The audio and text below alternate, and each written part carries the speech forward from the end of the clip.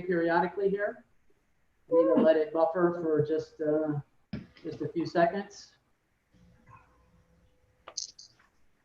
And everything looks green.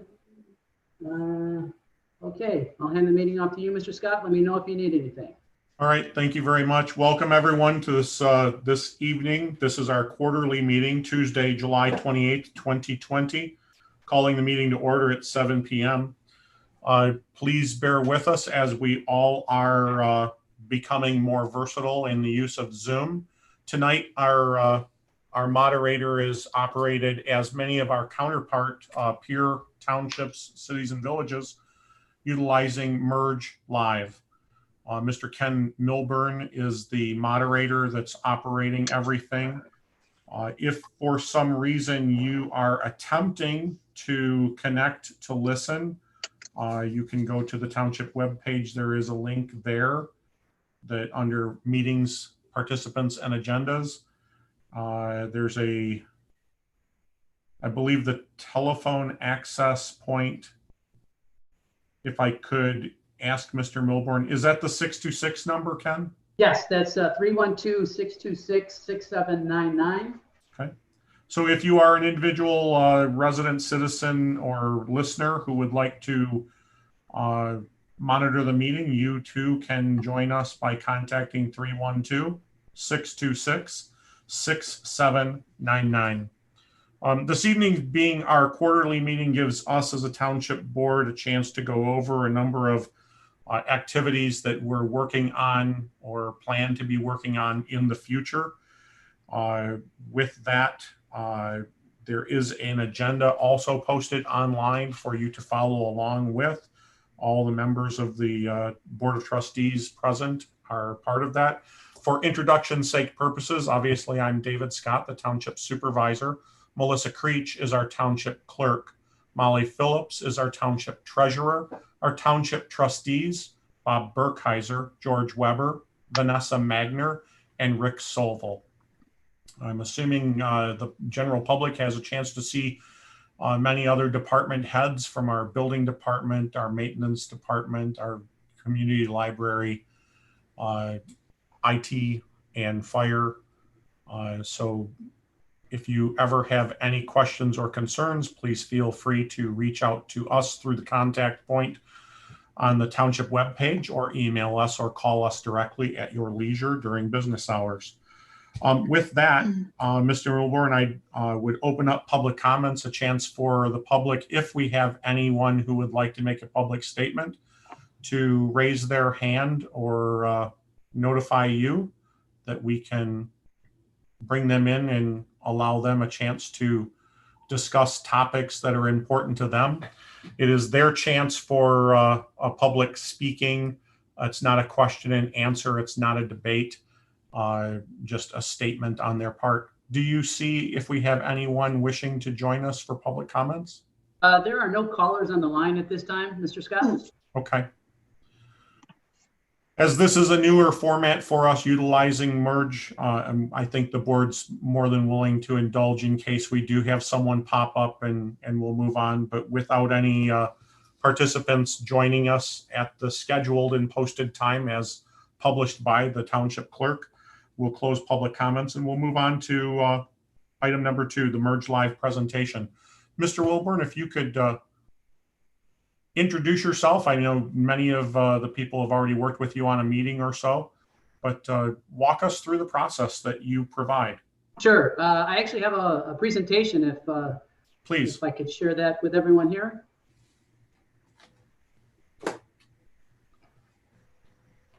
And let me know if you can see it. Yes. Yes. Okay. Again, thank you for giving me this opportunity this evening. My name is Ken Milburn. I'm the president of Merge Live. Just real quickly about Merge Live. We are a multimedia group. We consist of 6 different areas: live vision, creative films, photo vision, 3D effects, drone vision, and pixel pages. For the purposes of tonight's discussion, we'll talk about live vision, specifically broadcasting, streaming, and as we're doing right now, Zoom meetings, and we also handle equipment for live meetings. So a couple key points I thought I'd mention. We do serve customers in the Detroit area and along the Midwest. We have customers in Chicago, Akron, Kentucky. We do have customers in both the government and corporate areas or space. We've been in business for over 15 years. We have built a new office and studio in Howell, Michigan. We were previously in Walled Lake. We outgrew that office, I guess fortunately or unfortunately. So we built a new one, and it's near completion. Obviously, the quarantine has kind of slowed that up a little bit, but hopefully we'll have it done here in the next few months. We have a highly experienced 6-member team. Matter of fact, one of my other members is doing a Zoom meeting for one of the other local communities right now as we speak. Of course, we have, it's really not the topic for tonight's discussion, but we have extensive equipment for many types of content capture. Looking at some of our affiliations, we are a member of the Lakes Area Chamber of Commerce. We're A+ rated. We're a Zoom Pro licensed, multi-license holder. Formerly a YouTube partner program participant. YouTube has changed their partner program around. So when we were in the early days, it was hard to get. Now everybody can get it, so it's not as big of a deal. We're also part of the Pure Michigan Film Office. You can find us there, part of American Society of Cinematographers, and also involved with streamingmedia.com. Some of our corporate clients, and again, just a reminder, we have corporate clients and we have government clients. Looking at some of our corporate clients, we have a pretty good cross section. Some of our biggest customers, Bosch, Cranes. Cranes is an umbrella that has many different publications that we service. NGK right there in Wixom, of course, DMC, everybody's familiar with. Yeah, and then looking at our government clients. So we service Lyon Township, Wixom. We've done work with Livingston County, White Lake, Wolverine Lake, and now we're doing work with, obviously, you folks at the Commerce, as well as we begin work with Milford here shortly. Okay, talking about tonight's project specifically, just to kind of ground everybody or share the scope as we see it. Essentially, we have a current situation which is really has to do with these Zoom meetings. So we see the project scope as hosting the Commerce Township meetings using our Zoom Pro platform and then live streaming to YouTube. And then we'll also manage the YouTube channel for Commerce Township, which we created recently. We have branded by the pictures that you can see that are placed on it and the logo. In the future, we do see hopefully at some point we'll get back to in-person meetings. If people were so inclined, they could go to our webpage and look at under Live Vision. They can see the other townships that we service and can look at their YouTube channels and see how we capture their meetings for them. We also manage their YouTube channels. This kind of goes off into the weeds a little bit, the technical stuff. This is more for the in-person. I just wanted to point out that there are some technical things. I did do a cursory review of the meeting room, and it looked to be acceptable, but we want to just check out a few things to make it fully compliant with what we need to do there. Again, I'm in the technical weeds. I apologize. I know Ben probably will like this, but I won't spend a lot of time on it. What I want to draw your attention to is, we're still here. I'm sorry, I'm losing my screen. There we go. The YouTube is the CDN that we're using, the content delivery network, and they essentially distribute it to multiple devices. You can get this on an iPad, an iPhone, Android device, and YouTube handles all that heavy lifting. Here's an example. I wanted to point this out, and we'll make this the last slide. This is similar to what you would see when people log into the YouTube channel or when they're waiting for the meeting to start. They'll see a little indication that the live meeting starts in X amount of minutes. We've had that question in the past about what does it look like when a resident is waiting to see the live meeting. And again, I just wanted to point out that they will get an indication that the meeting will start shortly. And then when it starts, they'll see the live meeting indication. They'll know which meeting to then watch. Okay. That was pretty quick. I apologize for the speed, but I certainly would like to leave it open to take questions. Thanks, Ken. I do appreciate it greatly. Obviously you shared that, those agencies of Western Oakland County that you service that are our neighbors. Hopefully the board's had an opportunity to go to White Lake and Lyon Township web pages and see their meetings, presentations, and storage. Do any of the board members have any questions for Mr. Wilborn? Dave, Bob Burkheiser, I don't really have questions for him. The content, I guess my question is, and as a board, have we discussed the idea that we're going to be recording, and then is the plan that we're posting all our meetings on our website for future library purposes, or is the intent of having them there for the minutes? So what's the intent? I don't remember us discussing that. First and foremost, we turn to Merge Live and Mr. Milburn because of the Zoom bombing of the Planning Commission on 2 different occasions. Yep. We needed to go something much more secure, much more professional to adapt. With that comes the idea that this being the discussion meeting, bringing us into 2020. Is this something that the board is so inclined to participate in the future beyond the COVID emergency to allow those people that, there's somebody sleeping because they work midnights and they can't attend a meeting, or, things of that nature, in an attempt for us to provide a better service to the residents of Commerce Township. I think that there's merit in it. Personally, I think that it's an affordable program for us to have. Mr. Milburn met with David Campbell, planning director, Ben Sabrowski, the IT director, and myself. We did indicate that the boardroom is more than suitable for our processes if we so choose to do this. And I think it's just a better way to bring information out to the community and encourage participation. I'm open to all ideas. I personally am a fan. I think it's just a way to move us further into the future, if you will, moving away from the way we've always done it. I think that in some ways we're going to see changes to our meetings overall.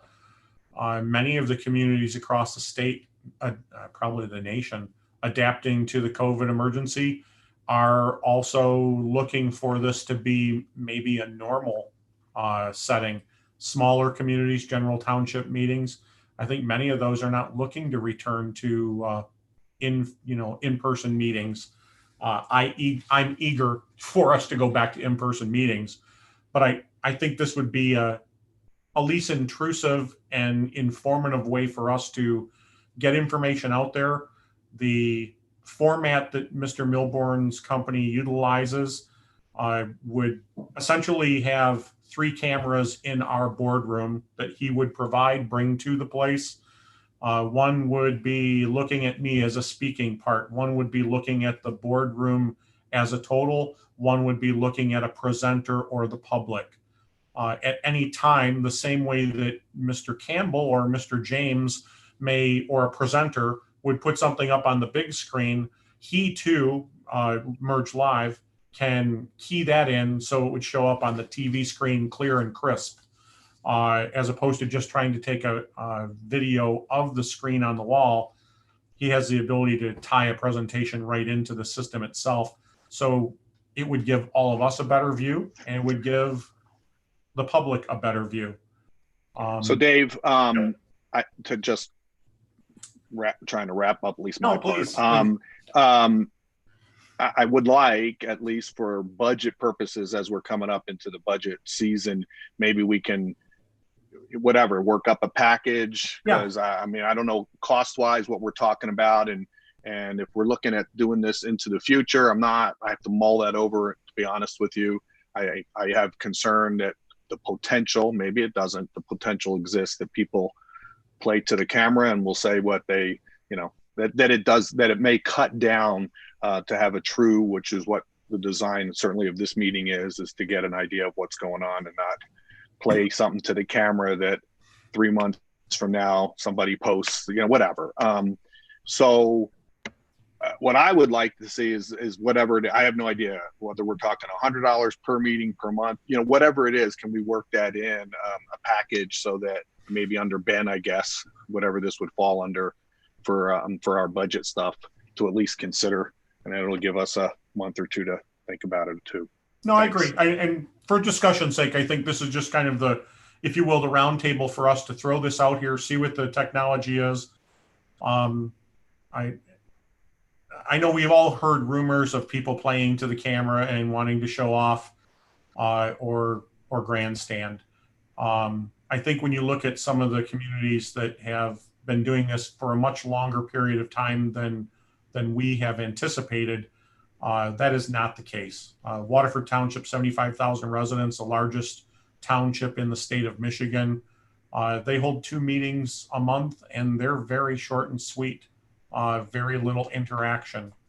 Pontiac would be the only anomaly there, where the homeless shelter somewhat empties into the township hall or into the city offices during meetings, and you do get some erroneous participation. I don't think it's applicable to Western Oakland County or the experiences we have, but certainly we will proceed with that presentation and see where the board wants to adapt, change, modify, whatever the case may be. But if I could, Mr. Scott, I'd like to make a couple of comments. Please. I just wanted to point out for the Board of Trustees and everyone that's online right now, we have been servicing your neighbors for many years now. I think one of our longest clients is now 6 years. We have not seen any types of grandstanding by anybody that would be in front of the camera. Here's what we have seen, and it's pretty remarkable. We have seen the most effective tool at basically stopping conspiracy theories. I'm a member on social media of many of our communities, and I've seen occasionally where a resident tries to start a conspiracy, and right away other residents will point to a video that shows that was not said that way and that was not voted on that way. And usually it just seems to stop right in its tracks. It's pretty remarkable to see it in action. One of the other areas, the things that I've seen over the years, when we start a new client, there tends to be a little trepidation, and I think it's understandable by a couple of the board members. But ultimately, it's amazing how overwhelmingly positive the board becomes and the residents become of the service. To give you an example, we had, I missed one meeting in many years from all our clients, and it was because of a scheduling change. I was not informed of a scheduling change of a meeting. Occasionally the meeting will move from a Tuesday or a Thursday, and that happened one particular night. The next morning, my phone was ringing off the hook by residents and township trustees asking me where the heck I was at, that I was duly missed. And I was also informed that the township phone was ringing off the hook because people wanted to see the meeting and it wasn't there. So that was definitely convincing that the people really embraced it and enjoyed it. And then the last thing I wanted to point out, I know that in the early days, we would often see, we'll call them rogue videographers that would show up in meetings with their own cameras. And what I had seen was there were a couple different instances of these rogue videographers that would capture content. They would place that content online and editorialize it and do things with it. Well, they actually are the owners of that content, and they are allowed to do that. Once we started with these communities, these other neighbors of yours, we saw those rogue videographers go away, because what ends up happening is until we are there with our cameras, our professional equipment, they are the only source of video information that people can consume. And so naturally people will gravitate toward that. Once we show up and we have much better audio, we have much better cameras, that people would rather watch our feed and they disregard the others. And I see the rogue videographers they stop coming, or they won't come with their camera anymore. They'll just come and watch. So we've seen enormous positive benefits from doing this. Oh, sorry. Go ahead, Vanessa. I was just wondering if the vision was to have all the boards and commissions meetings taped and put on the YouTube channel, or just township board? I would think all would be the prime thing to do. I just wanted to say that, you know, I've heard too that people played to the camera. I've never witnessed it. I've watched other meetings online and haven't witnessed it, but I've also heard that. But I think that with transparency, it will build trust. And so I think it's a good way to move in the future. But to be clear, it's being streamed right now. That's correct. Correct. And for the sake of presentation, maybe Ken can do a more justice. David, Ben, and I, we discussed the idea that, you know, they could run our meeting, they could stream our meeting, but then maybe we didn't want to have our meeting stored. It's more complicated to not do that, but taking the time to hold the meeting, have the meeting streamed, videoed, and putting it up on for anyone to come back and look at anytime they choose. I think, as Mr. Milburn articulated, the shutdown that it creates in social media where someone says, well, gosh, the old fart sign on the road, you know, Dave Scott said this, that, or the other thing. People just click the link, go to this video, minute 44, you can see what was really said about the old fart sign. And it just knocks the wind right out of the social media rant, if you will. It's proven successful in other communities. I can see benefits to that without a doubt. Ken, this is George. A couple of questions for you, and Vanessa and Bob already covered a few that I had. I watched the Lyon Township meeting in March, and I noticed that it was at least 3 cameras. I wasn't sure how many were there. But when I watched it on YouTube, so my question is, was that edited after the fact? Because I noticed that their cameras were being cut in and out. And so it would show a split screen of a resident talking and then a split screen of the board at the same time. So is that all done live with your people, or are those split screens and graphics done after the fact? Absolutely no editing. And I take that as a compliment, Mr. Weaver. That is what we do with our equipment. That's a capability that we can provide.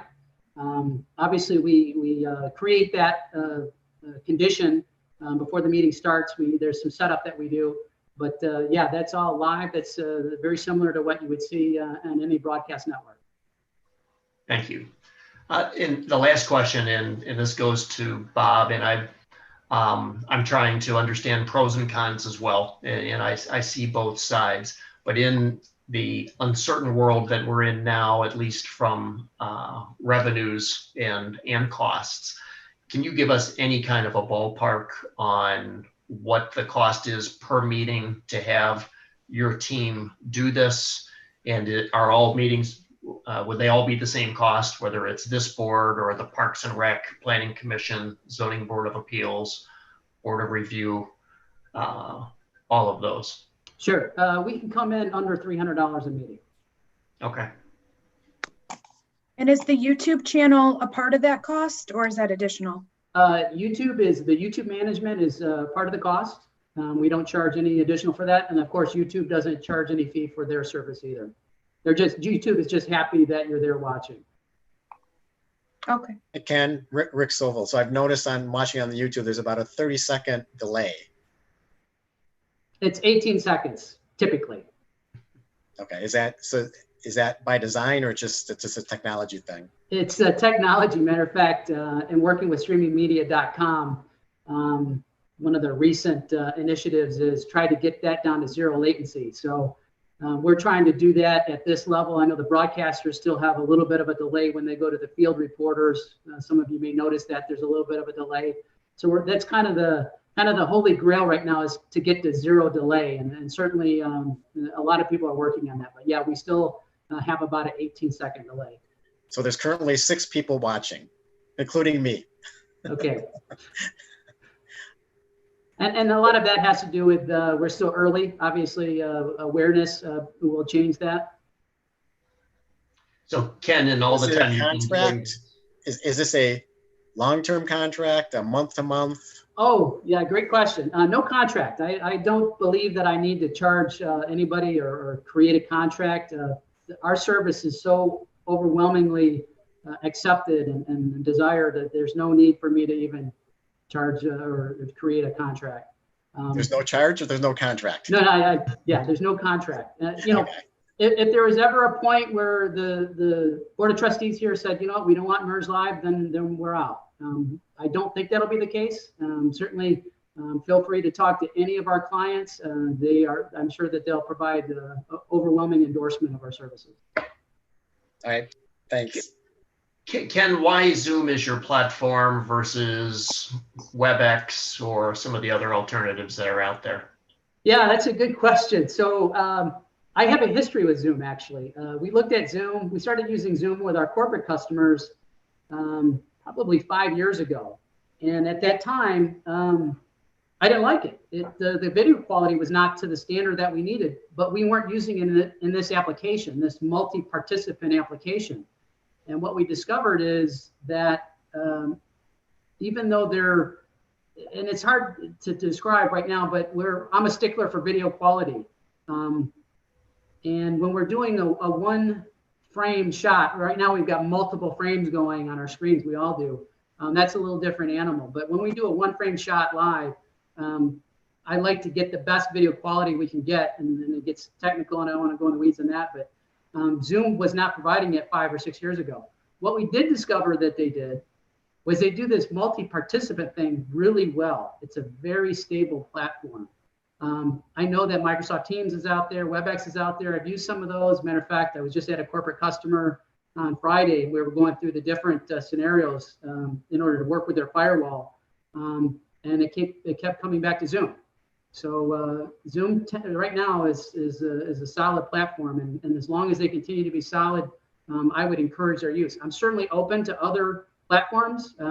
We've handled just about everyone that you can imagine, but Zoom has been pretty solid for us. And if I could just ask, sorry, go ahead, George. One last question. Have you had any cases of anybody Zoom bombing or anybody taking control of a segment? No. Yeah, Okay. That's one of our, I think that's one of the things that we're proud of is we've developed this protocol where we screen the video participants. And because we have this protocol, we feel, now naturally, we're always trying to stay a step ahead. Technology and of course, security threats evolve.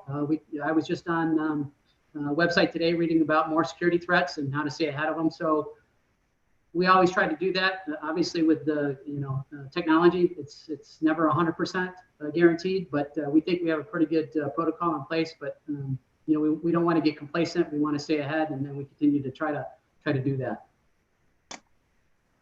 Ken, my last question for you will be,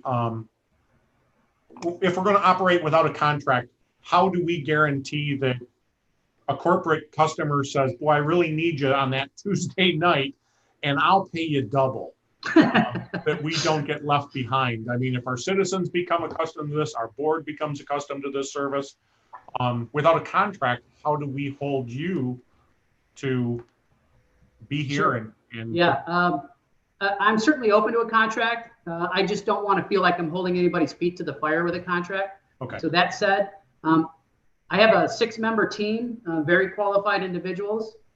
In all the years we've been providing this service for your neighbors, you can contact any of them, John Dolan, Rick Colwell, Steve Brown, forgive me saying his name wrong.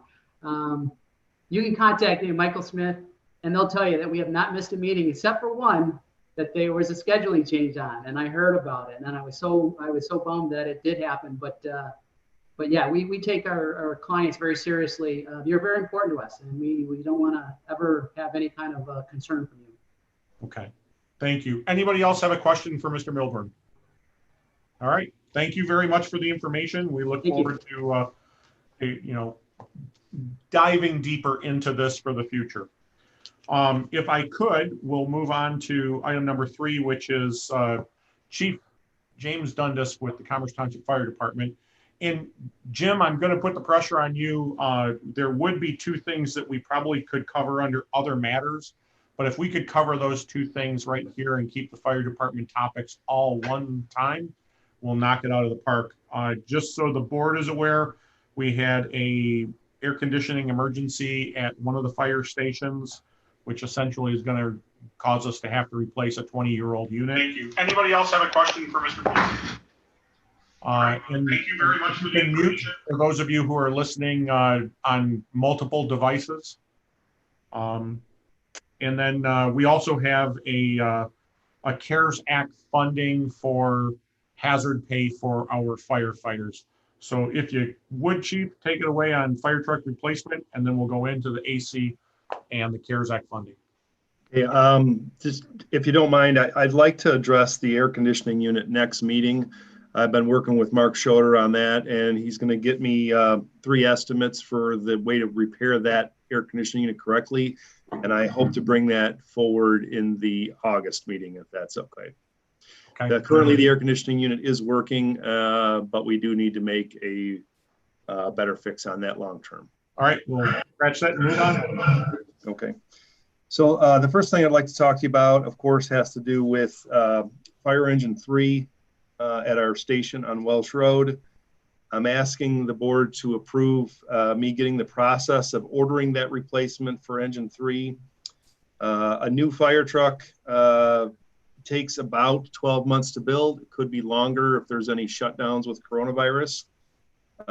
This will be a part of my presentation when we do have budget meetings. However, I'm asking for approval today just to start the paperwork of ordering that truck. The funds and the payment, as I've described in the purchase request, will come out of the 2021 budget. If I wait till January 1st to order that truck, then we will not get it in 2021. That's one of the reasons I'm asking for approval on the paperwork currently. All has to do with timing and just the lead time it takes to build that truck. There would also be a price increase the first of the year. I don't know what that price increase is. Like I said, if I wait till January 1st to start the paperwork, we probably wouldn't take delivery of that truck until 2022. That truck is currently a very difficult truck to drive. We've spent a lot of money on it, keeping it on the road. It's less and less reliable. It's been out of service more than the other vehicles. And that's why I'm asking to start the paperwork on ordering that truck, which of course will be a part of my budget in 2021. Chief, when you jumped into this as fire chief for Commerce Township, and you created if you will, a rotation of vehicles. We knew vehicles are going to be replaced. We knew vehicles were going to be leased. We knew vehicles were going to be purchased. This doesn't change from your schedule. It just allows you to get the paperwork in so you can get it in a timely fashion in, if you will, the budgeted year. That's correct. I did a vehicle replacement plan where I basically went out as far as it took to replace all the vehicles in our fleet. This vehicle was scheduled to be replaced in 2021. The number that I came back with for the estimate on replacing that vehicle is actually lower than I originally put in that plan. However, that's just a plan. It's not a part of an actual budget with real dollars attached to it until we get through our August meeting. I understand that. Chief. Go ahead, Bob. Part of what we did was we leased vehicles, and with, I'm going to call it the option to buy at a certain point. Can you refresh us as to what? Yes. What that does? I mean, can we take one of those vehicles? I mean, is one of them apt to be bought this year, or are we actually having to order a new one? That's what I'm getting at, I guess. Yeah, we were going to be ordering a new one. Those 2 vehicles, the reason I proposed a lease to the board last year, I proposed it the year before for last year. We replaced 2 very old fire trucks. Engine 2 and engine 4 were replaced. Both of those vehicles are on a 5-year lease agreement. In the fourth year, I'd be proposing a decision that we either keep those or let the leases expire, turn them in and get new vehicles. One of the reasons for that was because it allowed me to replace 2 vehicles cheaper than we would pay for one, but also allows for spreading out some of the budget in terms of these large ticket purchases on replacing fire trucks. Might not matter in my career, but the next chief will appreciate not having to replace 4 fire trucks right away. Chief, do you plan on trading in our current truck? I would probably end up selling that for whatever we can get for it on a used fire equipment website. Typically at the end of a fire truck's life, it's not worth nearly as much as it was at the beginning. To give you an example, we sold a fire truck 2 years ago for about $10,000. We sold one this year for $5,000. I don't know what the market for that vehicle would be, but I would expect it would be in that range somewhere. And for the sake of just reminding the board, one of the last used vehicles that we sold ended up in a small town south of Mexico City in Mexico. Yeah, it's a good story. Yeah. Hey, Chief. So with the SAFER grant, obviously that's helped us financially for a couple of years here. I think, and I know we had worked on when we did the SAD, George, yourself, and myself, a budget for that. Obviously, that was before we had the SAFER grant. So I think we need to kind of update and see if there's an advantage actually paying cash for it, so that we don't have to keep putting it off for 5 years. Part of it, I think, and one of my questions for other matters is where we're at in get an update on Fire Station 3, and see where we are budget wise to see if think we'll end up within budget. But anyways, I'm okay with supporting the ordering of it. I'm not sure I am comfortable, well, I'm not comfortable at this point deciding on the finance method, whether leasing or paying cash. I'm proposing that we would buy this vehicle and it would probably give us 20 years of life for Commerce Township with this truck. Have you updated our 10-year or whatever numbers left of that, or has George looked at to see what this would do based on the alignment of, each year what we have in other expenditures? As far as setting the SAD, you mean, Rick? Correct. Well, yeah, right. Yeah. Trying to keep the SAD to a minimum, right, and still be able to build Fire Station 3, all the other equipment needs that we have on an ongoing basis, and continue with our fire equipment replacement plan. Yeah, so this purchase is not only on schedule, it's less than I originally put into the SAD calculation.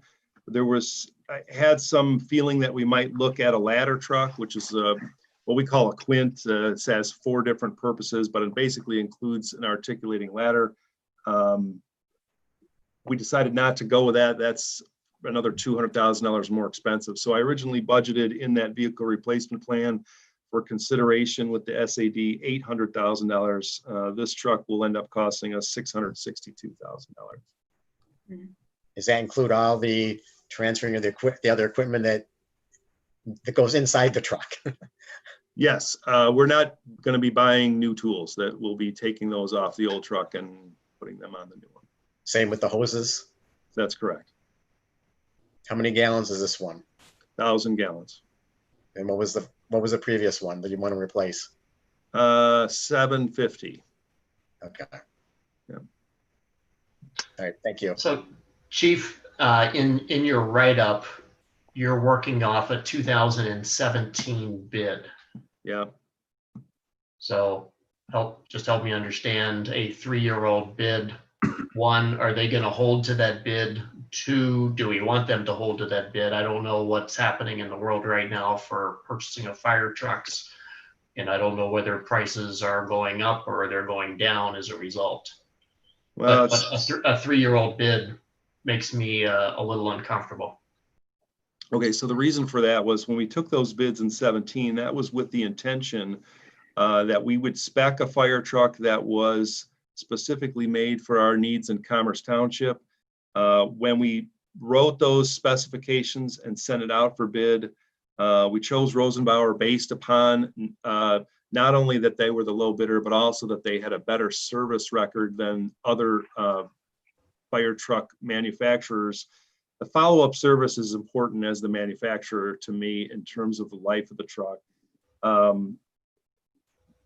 A reason that I would ask not to send it out for bid again is simply because there's some value in standardizing our fleet with the training that's involved in, we have a wide range of experience on the fire department, from guys that have been here over 40 years to people that are brand new out of high school. And each station having the equipment in exactly the same place and each of the trucks working exactly the same way has some significant value in doing the job professionally.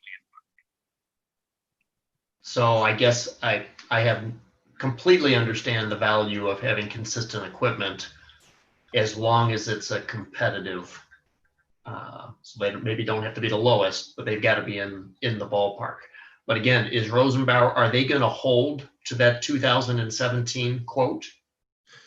Or are we just? No, they're every year their prices go up slightly. So and some of that's based upon their materials, the cost of metal, the time it takes to manufacture, those sort of things. So what was the bid in 2017? How much was it for? I'm assuming it was less than 665 yes. On an apples to apples basis. It was. It was right in that $600,000 ballpark. So a 10% lift in 3 years. That's about right. Yeah.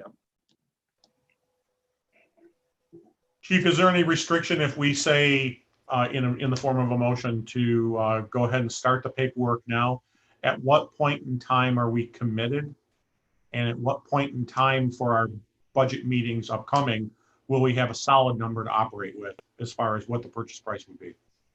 I can tell you the exact purchase price tonight, and we would be committed as soon as we signed that order. It's essentially a contract to purchase that vehicle.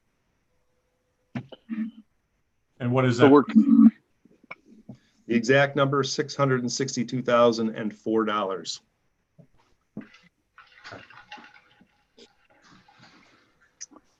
So Chief, Rosenbauer give you a how many weeks, days, month lead time they'd like this process to start? Will a month make a difference, or? It would just make a difference on the turnaround at the back end. Like I said, if I order it now, we're about 12 months away from taking delivery of that vehicle. It's not as much an assembly line. That lead time could get longer. I don't know how the COVID's going to affect their manufacture of the vehicle.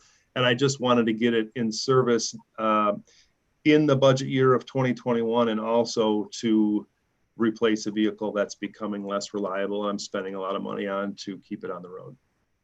Chief, I think I'm okay with going forward, but prior to, we're 2 weeks away from or 3 weeks away from the August board meeting.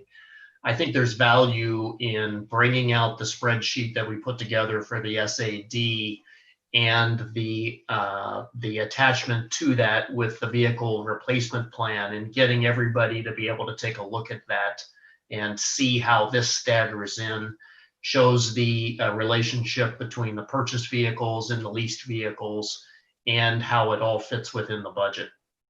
That's fine. I would appreciate that. Do we have any paperwork? Did you send us any paperwork on this? I did not. I just sent you a summary of. I saw some pictures.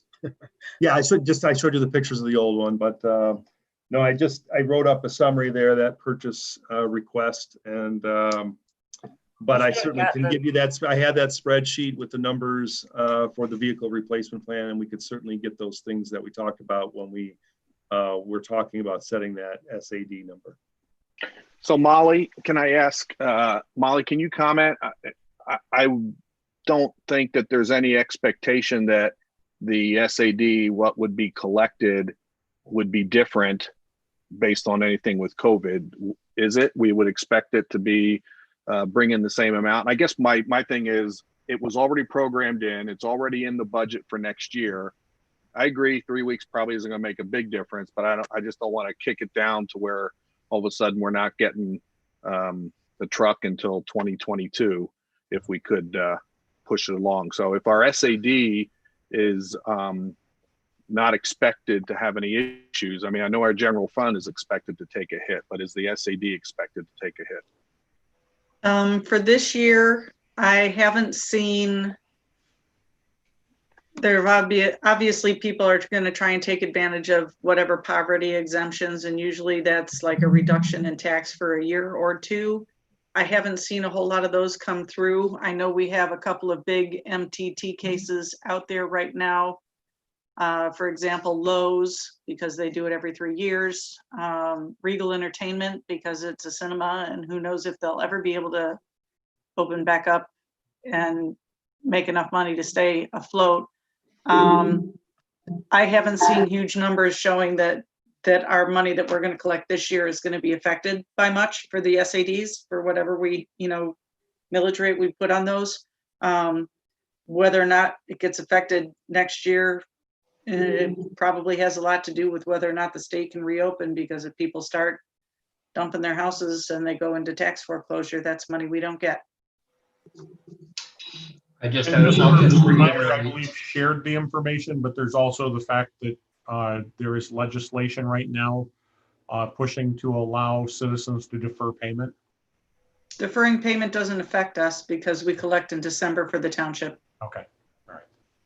It's been over a year since we all looked at the numbers for the SAD, a $600,000 expenditure.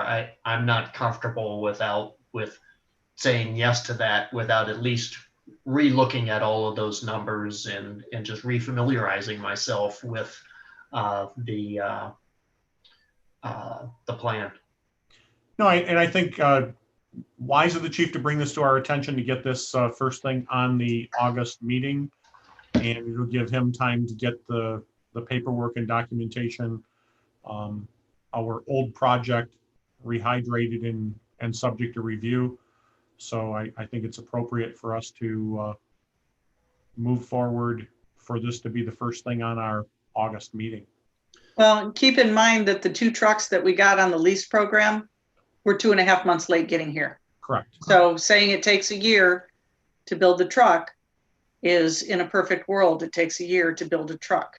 Right. So if you want it to be a 2021 expenditure, then it is kind of a time is of the essence thing. No, I agree. I would expect we're going to want to take action on this in August, but we deserve the right to look at the numbers and review this appropriately. So, do you want that to be a part of the regular meeting in August or the budget meetings? I think if we're going to make a decision, it needs to be part of the board meeting on the regular meeting. Regular meeting, yes. Yes, regular meeting. Okay. With a confirmation from Rosenbauer on the amount and all that kind of stuff. Yeah, I have all that paperwork. Okay. And is there, not to belabor, but is there a caveat of not the how much they get paid, but when they get paid to? I know there was something in there, Chief. I can't remember what it was. There's some small discounts you can get for prepayment, like if you paid everything up front, or otherwise final payment would be due when we get the truck. Okay. Typically, we would put some money down to realize some of that savings. Okay. So for the sake of discussion, we have discussed it. We'll act on this in August. Thank you very much. If you can jump into the CARES Act funding for the fire department that has come up and. Okay, so you may not be aware, but there was no hazard pay paid to any of the firefighters in Commerce Township. None of the guys have asked for any hazard pay, although all of our guys worked through some difficult times there and did at times put themselves at risk and were exposed to coronavirus patients. We did transport some of them. All of our guys took all the precautions they were supposed to. At this point, I've had no firefighters sick from coronavirus. With that said, through the Michigan Townships Association, the CARES Act funding from the state. Molly and Dave both sent to me some information where Commerce Township would be eligible to pay $1,000 per eligible first responder for hazard pay. This is something that I feel there's no reason not to do it. It's a way to show some appreciation to the guys that were out there. Some of them were afraid to go home after they were working. As you know, the police had some benefits in this area for the sheriff's office that the firefighters did not. Very little effort would be made in order to submit this grant money. I think I think there's no harm in doing it. You should also know that all of the surrounding departments, including White Lake, Milford, Wixom, Walled Lake, they have all put in for this money. They all expect to get paid the hazard pay for their firefighters. I would just simply ask that we consider doing the same thing. Chief, I know there's a caveat in the CARES Act funding. Obviously, for anyone watching, you all know this, but Oakland County received $219 million to be distributed to the city, villages, and townships for a variety of funds. They have earmarked money to cover the expenses for the Oakland County Sheriff's Office, overtime, other emergency services, water, sewer, whatever the case may be. This also has a caveat. If I am incorrect, please set me straight. We have to pay this money by a date. Yes. And then the CARES Act will reimburse us. We could, the deadline for it is September 30th in terms of payments to be made and funding to be available. Whether Commerce pays it upfront and then gets reimbursed, we would know whether we're getting the money before that payment would be made. So it's almost the chicken or the egg kind of thing, whether we pay it upfront and then get the money later, or we give the money when we get it. Those other departments that I mentioned, Wixom, Walled Lake, they haven't paid their firefighters anything and are expecting to give them each this $1,000 payment once the funding comes through to the CARES Act. And you were directed, I for the board's benefit, I did direct the chief to send the paperwork in, get this done. Firefighter Tyler Caswell has been assisting the chief in this process as he delegates duties and gets these guys and gals up to speed on tasks within the department. Tyler's a smart kid that does his homework, so I'm using him for that. Yeah, and the only, if you will, and again, correct me if I didn't read it all the way through, the only expense that Commerce Township has to endure for this CARES Act Heroes Pay is the FICA cost. That's my understanding. Is the what The cost? what? FICA? Oh, FICA. Probably, and I'm assuming our 13% or 40% contribution, and that's probably going to be on us for retirement. Correct. Is it, Chief, is it $1,000 per full-time person and $1,000 for the paid on call?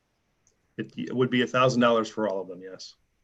There is also a caveat, Chief, that this might not be applicable to SAFER grant positions. Is that true? That's not true. Okay. So if the paid on call didn't do any runs, they would not qualify, correct?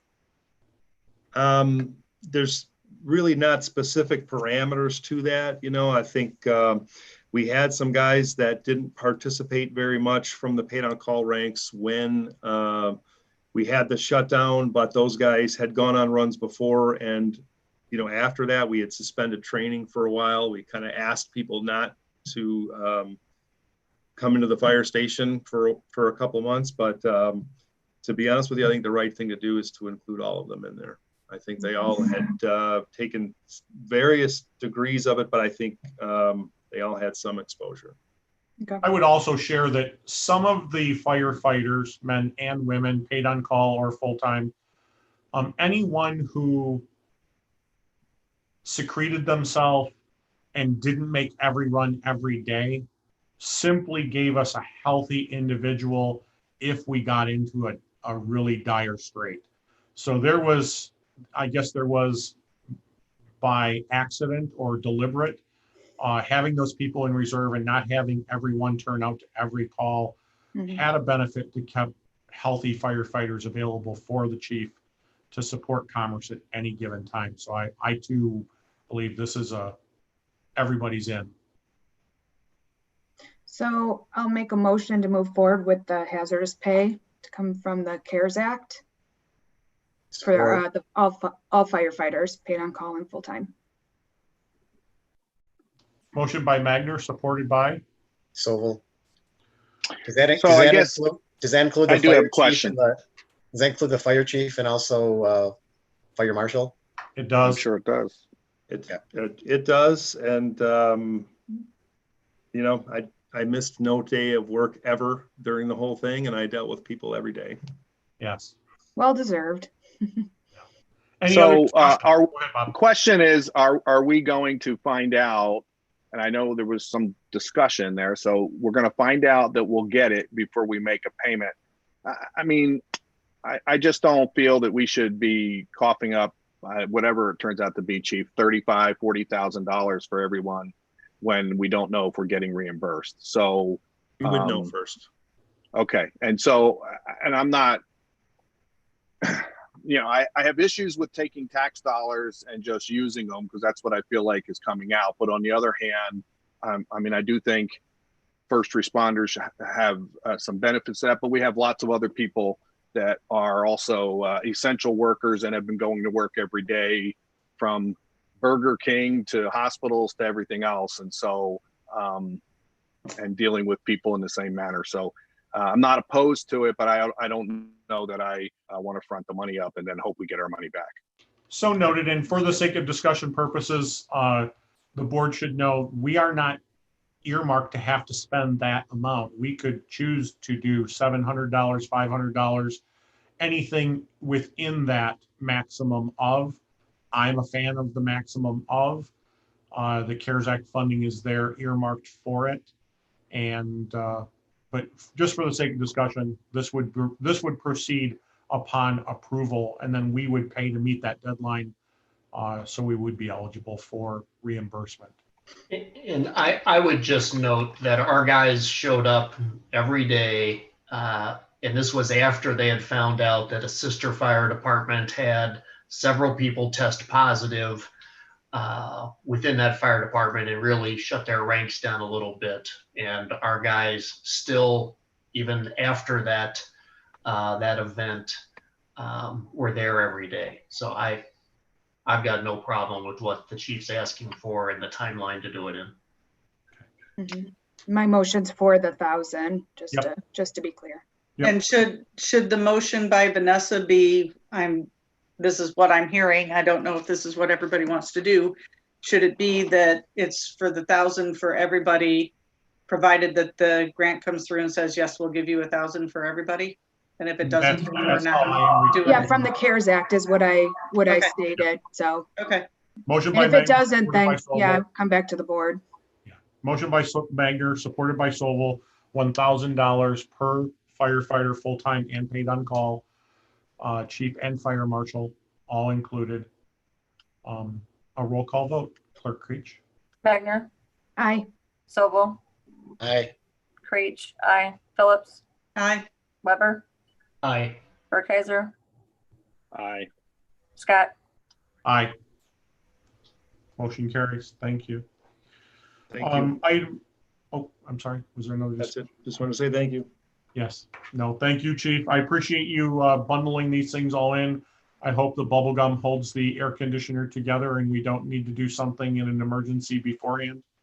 Hey, Dave, while we're on, Rick had mentioned that he was looking for, again, if we want to get everything fire station out of the way, he was looking for an update on Station 3. Oh, let's do it now, George. Go ahead. Thank you. I mean, George, Bob, myself, subcommittee, and the chief. So the subcommittee's been meeting every Thursday since last year. And I think where we are right now, we've approved the 90% DD, meaning that everything with the station has pretty much been agreed to. The bid package is being put together. and that is expected to go out within the next few weeks. Feedback from Plant Moran Cressa, large municipal projects like this, they've seen a number of people bidding on them, and the prices are actually fairly conservative coming in, so which is good news for us. We are still holding to our SAD monies, which was a maximum of 5.5, and we are continue to target at a $5 million spend. We do have contingencies put in place. I think the chief and his team have done a great job, and the architects and Plant Moran have done a great job too of making sure that we are focusing on the needs and not just the wants. So 2 questions. One, are we behind in the time frame? If so, how much? And the second question is, based on the 5.5 million or the 5 million, what size building did we end up with? So we ended up with the building that we started off with, which was, I'm not going to have the exact number, but it's basically a gross square footage of 11.6, 11.7, I believe. So that hasn't changed a whole lot. What has changed is a little bit of the way that the building is laid out, moving mechanicals, data, phone rooms upstairs into storage areas versus adding that to the footprint of the building. The way that we've done the roof has also been, and the peaks have also been part of budget considerations. So it's the size is the same. It's still going to be 4 bays, and it will have the length that the chief needs to be able to put 1 or 2 vehicles in some of those bays and bring the hazmat vehicle to where it's supposed to be. Time frame? Time frame, I think we're off, 6 weeks? Chief, is that right, from where we expected it to be? Yeah, so we opened the bids for the demolition of the station today. We expect that to happen in mid-August. They're going to demolish existing Station 3. And like George said, we'll be taking bids for the general contractor, in August. And, we're probably looking at, 12 months for us to have our opening of the new station. So we were originally going to be in July. We're now going to be the latter part of August for the bids, and it'll go through a similar process that we did with the architects. So we will have a scoring system, and we'll come back to the board with a recommendation on the GC with the what's and the whys. And the chief, you might want to talk about what you have worked out with Walled Lake, and just to bring everybody up to speed. Okay, so we do have an excellent relationship with our neighbors in Walled Lake. We train together. We've been doing mutual aid with them for a very long time.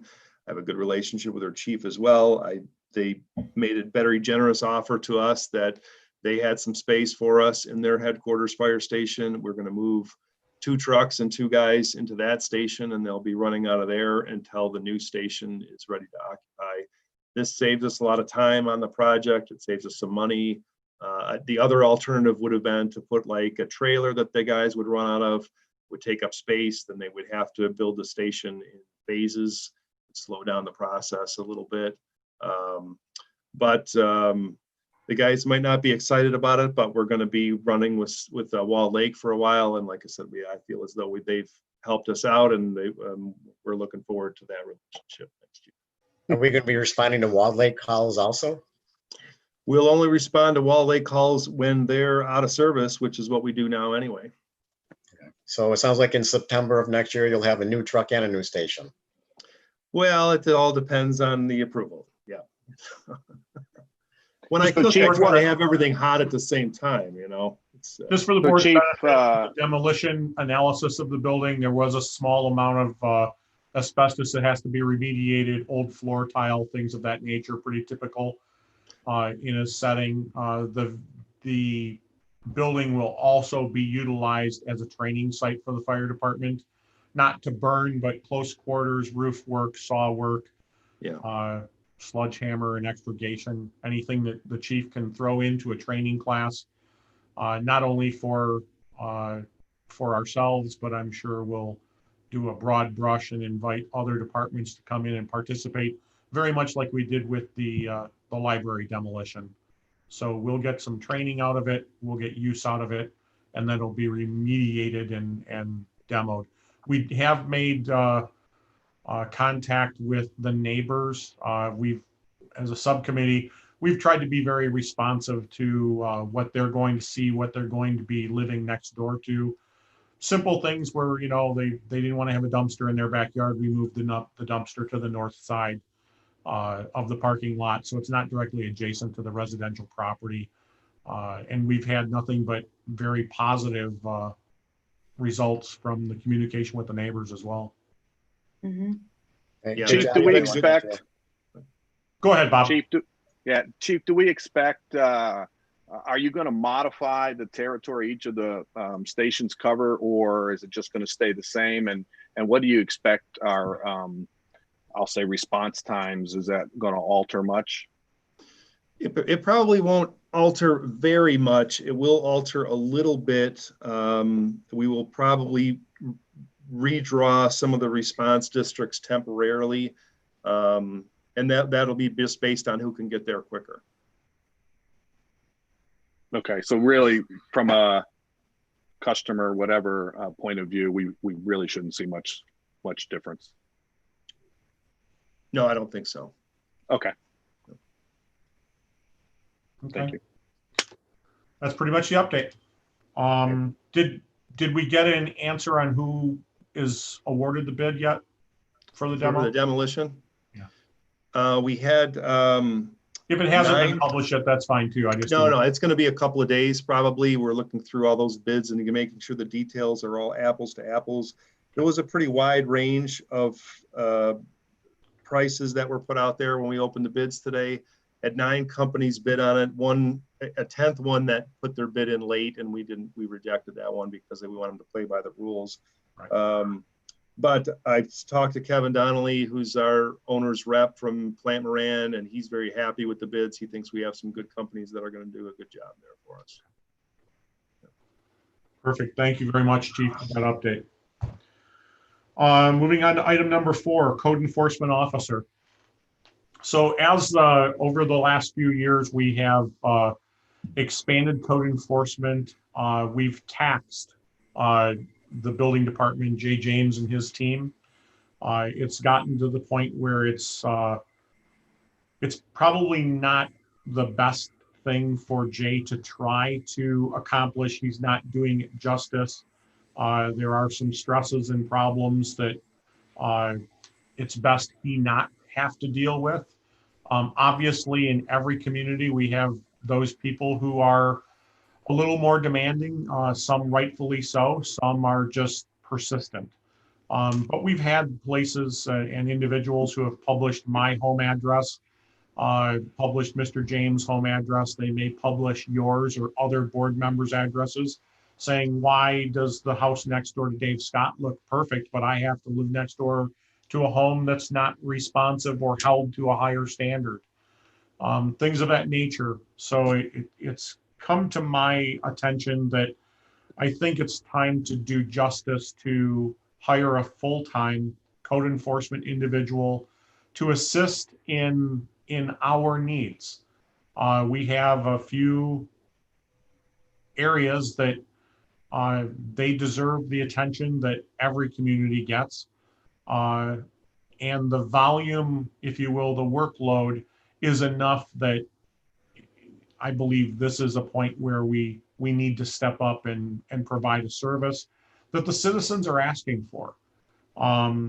So Dave, what's the linkage between publishing addresses and a code enforcement officer?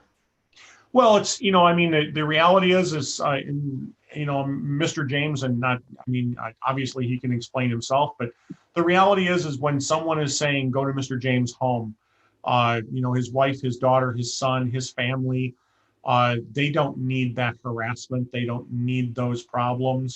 And the community is taking those problems to a couple of our homes on a regular basis. So I agree that's not the best forum, but are we saying then it's okay to have them go to the code enforcement officer's home? I'm missing the linkage between Well, I think the reality is we're going to have someone where someone can come into the township hall. They'll be able to speak to a code enforcement officer. We certainly have staff available to support the code enforcement officer when it comes to mailing out notices and doing those things that will relieve the building department of many of those details. Mr. James, please jump in. Yeah. So, in the last year, I would say things have gotten more difficult doing code enforcement. I started doing the code enforcement back in like 13, and you guys didn't put it out to bid. Tom Zoner at the time came to me and said, "We don't have anybody doing it. Can you help us out and do code enforcement?" Which I wholeheartedly accepted and did my best to do it. But over the course of the years, yes, people publishing my address. I've got people videotaping me when I'm out doing it. I've got people calling me at 8:30 on Wednesdays, 10:30 on Saturday nights. And it's not that I take all those calls, but I do check the voice messages, and it frankly ruins my night, ruins my weekend. Now that someone has been publishing, telling people to come drive by, I look at every car that drives by. They slow down and look. I don't know why they're doing it. It's gotten to the point where, quite honestly, I'm done with it. I try to do my best. I realize I'm not doing a good enough job for all of you. I'm not doing a good enough job for me, but it is something that I can highly recommend you. You need a full-time person do it. That's all they do, and they can direct all their time and energy into some of the areas that are bad. Everywhere actually needs it, and you could hire 3 full-time people, and I think you've got to work to justify it. I don't think any of you understand how many calls, how many people will stop me, how many people will just give me, Jay, next time you're out here, go look at this or go look at that. It's a full-time job, and you need somebody that's all they do. You really. So Jay, just help the uninformed here. So a code enforcement officer, where does he, is he within your department? Will this person, I don't want to say he or she, be within your department? Will this be part of another activity with the township? So what's the structure and how it will lay into what's already happening? Well, when I talk to Dave, I recommend you hire a full-time person that reports and is directly underneath the supervisor. As Dave mentioned, you have other staff that can handle the clerical things behind the scenes, but I think your code enforcement should be directly under the supervisor and be a full-time township employee. They won't be under core engineering. Now, I realize it's in my current contract, and if you so choose, I will obviously fulfill it to the best of my abilities. But I'm recommending to you that you hire somebody full-time. So Jay, why? Well, 2 things. One, again, we seem to be bringing up over our last couple meetings a lot of personnel changes and issues that I keep saying, is this something we can reflect on with our budget, which is traditionally when we look at making changes to issues, unless there's some emergency. Putting that person under the township, so that's one, but putting the person under the township, that's not changing. I mean, that's now a different person that's going to have people drive by their house if in fact you're trying to link all that.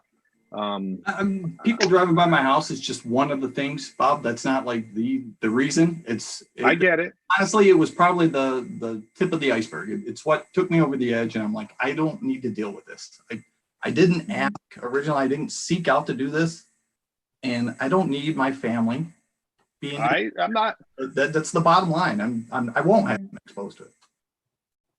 I think to your discussion, if you hire another ordinance officer that lives in Commerce, wherever they live, yes, that may be something that they have to deal with, and that's something that they'll know going into it. I do believe for the benefit is, and to the budget side of this, I just wanted to bring this up for discussion at this point. I do believe it's something that we need to budget for. We do have a number in the budget that has always been carried to cover this cost, if you will. We've just never applied a full-time person to it. I do believe that maybe the way that I do business, where I give my cell phone out publicly, is the reason I get calls at, Sunday night and Saturday morning and, all hours of every day. And to the benefit of many citizens, often I answer the phone and people are like, oh, I just wanted to leave a voicemail message. I didn't know you were going to answer, Dave. But I'm attentive to that. I think also, in creating a position like this, we're going to tell someone, here are your hours of operation, and we're not going to do the cell phone open conduct, if you will. I do have the idea that I would like to see he or she be a retired police officer. There are many that are available to do this. They are people who, we don't need someone who's pushy. We don't need someone who's boisterous. We need someone who's professional, can write a report, can testify, collect evidence, whether it's photographic or otherwise, and make a simple presentation, send out notifications or notify, a staff member, I need this letter to go to this address. In the hustle and bustle of the building department, we had one just the other day where an individual was sent a certified letter to tell them to mow their lawn. Simple error. We sent it to West Grand Traverse instead of East Grand Traverse. We're going to see those growing pains and problems, but as we drive around the community, there are cases that need more attention than others. I don't want to turn this into someone who just is driving around town with a yardstick saying, you need to mow your grass. It's 8.5 inches tall. Your bushes are too high. Yeah. So I would agree, Dave, but I think it's probably, to me, it's more appropriate to put it into our plan, when we obviously can discuss it, whether it stays with Jay or becomes a township employee. We need to discuss those things also. If it's full-time, I don't know what that means. I guess that falls under a union position and all those things. It's not a union position. This position was taken out of the contract, the last negotiation. Okay. This would be anyway, administrative employee. Yep. For a job description, do we have one on the books, or do we need to modify it? Those type things. I think modified. We should see all that. Okay. It needs to be updated, needs to be modified. I did the old job description touched on things like doing soil erosion, things of that nature. Clearly that needs to stay in the building department. We don't need to have a person out there necessarily. Maybe over time we'll expand, but from an initial dealing with the number of complaints that we're seeing daily, which range, I don't know, Jay, I'm jump in too to help out, but this week alone have been perpetual garage sales, trash problems. It ranges. It's a plethora. I mean, I'd be guessing to tell you exactly how many, but we deal 100 or more calls a week on ordinance. Yeah, easy. And most of them, they don't get recorded. It might just be a phone call. Sometimes just people asking, can I do this? Can I not do this? Right. A lot of times it's my neighbors doing this or that. Can they do that? I've got 3 girls full-time that are working, that are answering the phones. I answer the phones. And we all probably collectively put just on phone calls, 5 to 10 hours a week. Jay, what would be the top 2 or 3 items that you're getting calls on this that are the... Honestly, it depends on the season. Okay. Well, now it's signed. A lot of grass, a lot of tree complaints, neighbors' trees, civil matters that really. Okay, that's kind of my question. So it's civil. Yeah, a lot of times it's it varies. It really varies, depending on what time of year it is. And part of this will evolve. I'm from a board standpoint. The building department a couple of years ago did a really detailed problem home. The home eventually was demolished, if you will, from a dangerous dwelling standpoint. The judge, and these things are always going to occur. The guy said, Judge, if you can just give me a break, I'm moving tomorrow. That guy moved directly across the street. So now we have to start the whole process because he literally moved across the street and moved all his junk, his equipment, his backhoe, his trailers. So some of these things are just, they really need the attention. from a law enforcement standpoint, you stop someone who's doing 80 miles an hour on Glengarry Road, they write them a ticket. A couple hours later, you catch them again, you write them another ticket. The code enforcement world with our judicial system, it's kind of like once you give that guy a ticket for having 100 water heaters in his backyard, true story, he has 30 days and he doesn't get more tickets. But he continues to add to the problem. So it's okay. Let's put it all together in a package for our budget meeting. perfect. Moving on to item number 5, policy for the sale of township property. I apologize. I didn't get the information till late. I did send an individual email to all of the board members regarding the Annapolis Street address. So Dave, I put this, or I asked for it to be put on, and the intent being is it seems like at the last 2 meetings we've had, and different properties, we've had people say, hey, I want to buy this, I want to buy that. And I'm just not sure. It seems unusual to me. I mean, we haven't had people ask for little pieces of property in probably close to the 8 years I've been sitting there. I mean, we always get the big chunks. So I guess my question is more, are we making an effort to reach out to people for some of these pieces? And I'm not saying yes or no, I don't care. But I think from a board, at least my opinion is we have to know the value of those properties. We can't just say, oh, here's a lot, and oh, by the way, it'll double the size of my lot, and I'm going to ask $2,000. Well, and as we see on this one that you sent us, it should be closer to $6,000 or $7,000 or $8,000, something like that. So I guess it's more of, what are we trying to do? I'm all in favor of getting stuff on the tax rolls, but well stated, Bob, and I think twofold. One, I would say that many of these requests have been made for years. They were ignored or simply denied from the supervisor's desk. So I would say every one of these ones that you are seeing came to the township at an earlier date. They were just ignored. In the case of the Venona Street one, that came to our attention in 2016. And for the sake of discussion, the Venona Street was like a 12-foot wide piece of property that it landed in the township inventory. When we did an aerial view, you could see where the guy had fenced across it, was utilizing it, and it just made sense to clean that up, offer it to one neighbor or the other. Either way, we got to get rid of this small parcel. Right now, I have 3 of these where people are asking to take action. I agree with you, Bob. We need to have a process. When I reached out to Insight Realty and said, can you just do us a broker evaluation of what is this piece of property that we own that's for all intents and purposes not buildable, what would it be? And he did the cash analysis. The high end of any piece of property would be land bank use. So let's say you take a piece of property that we own and we dedicate it to a land bank, it could make a piece of property worth $70,000, $40,000. But with the land bank, there become severe obligations where we have to manage it, we have to maintain it, we have to clean it up if someone dumps tires and things of that nature. The next level down is reaching out to a property owner saying, there's this little postage stamp of property that's adjacent to you. One in particular, there's a tiny little triangle at Annapolis and East Grand Traverse.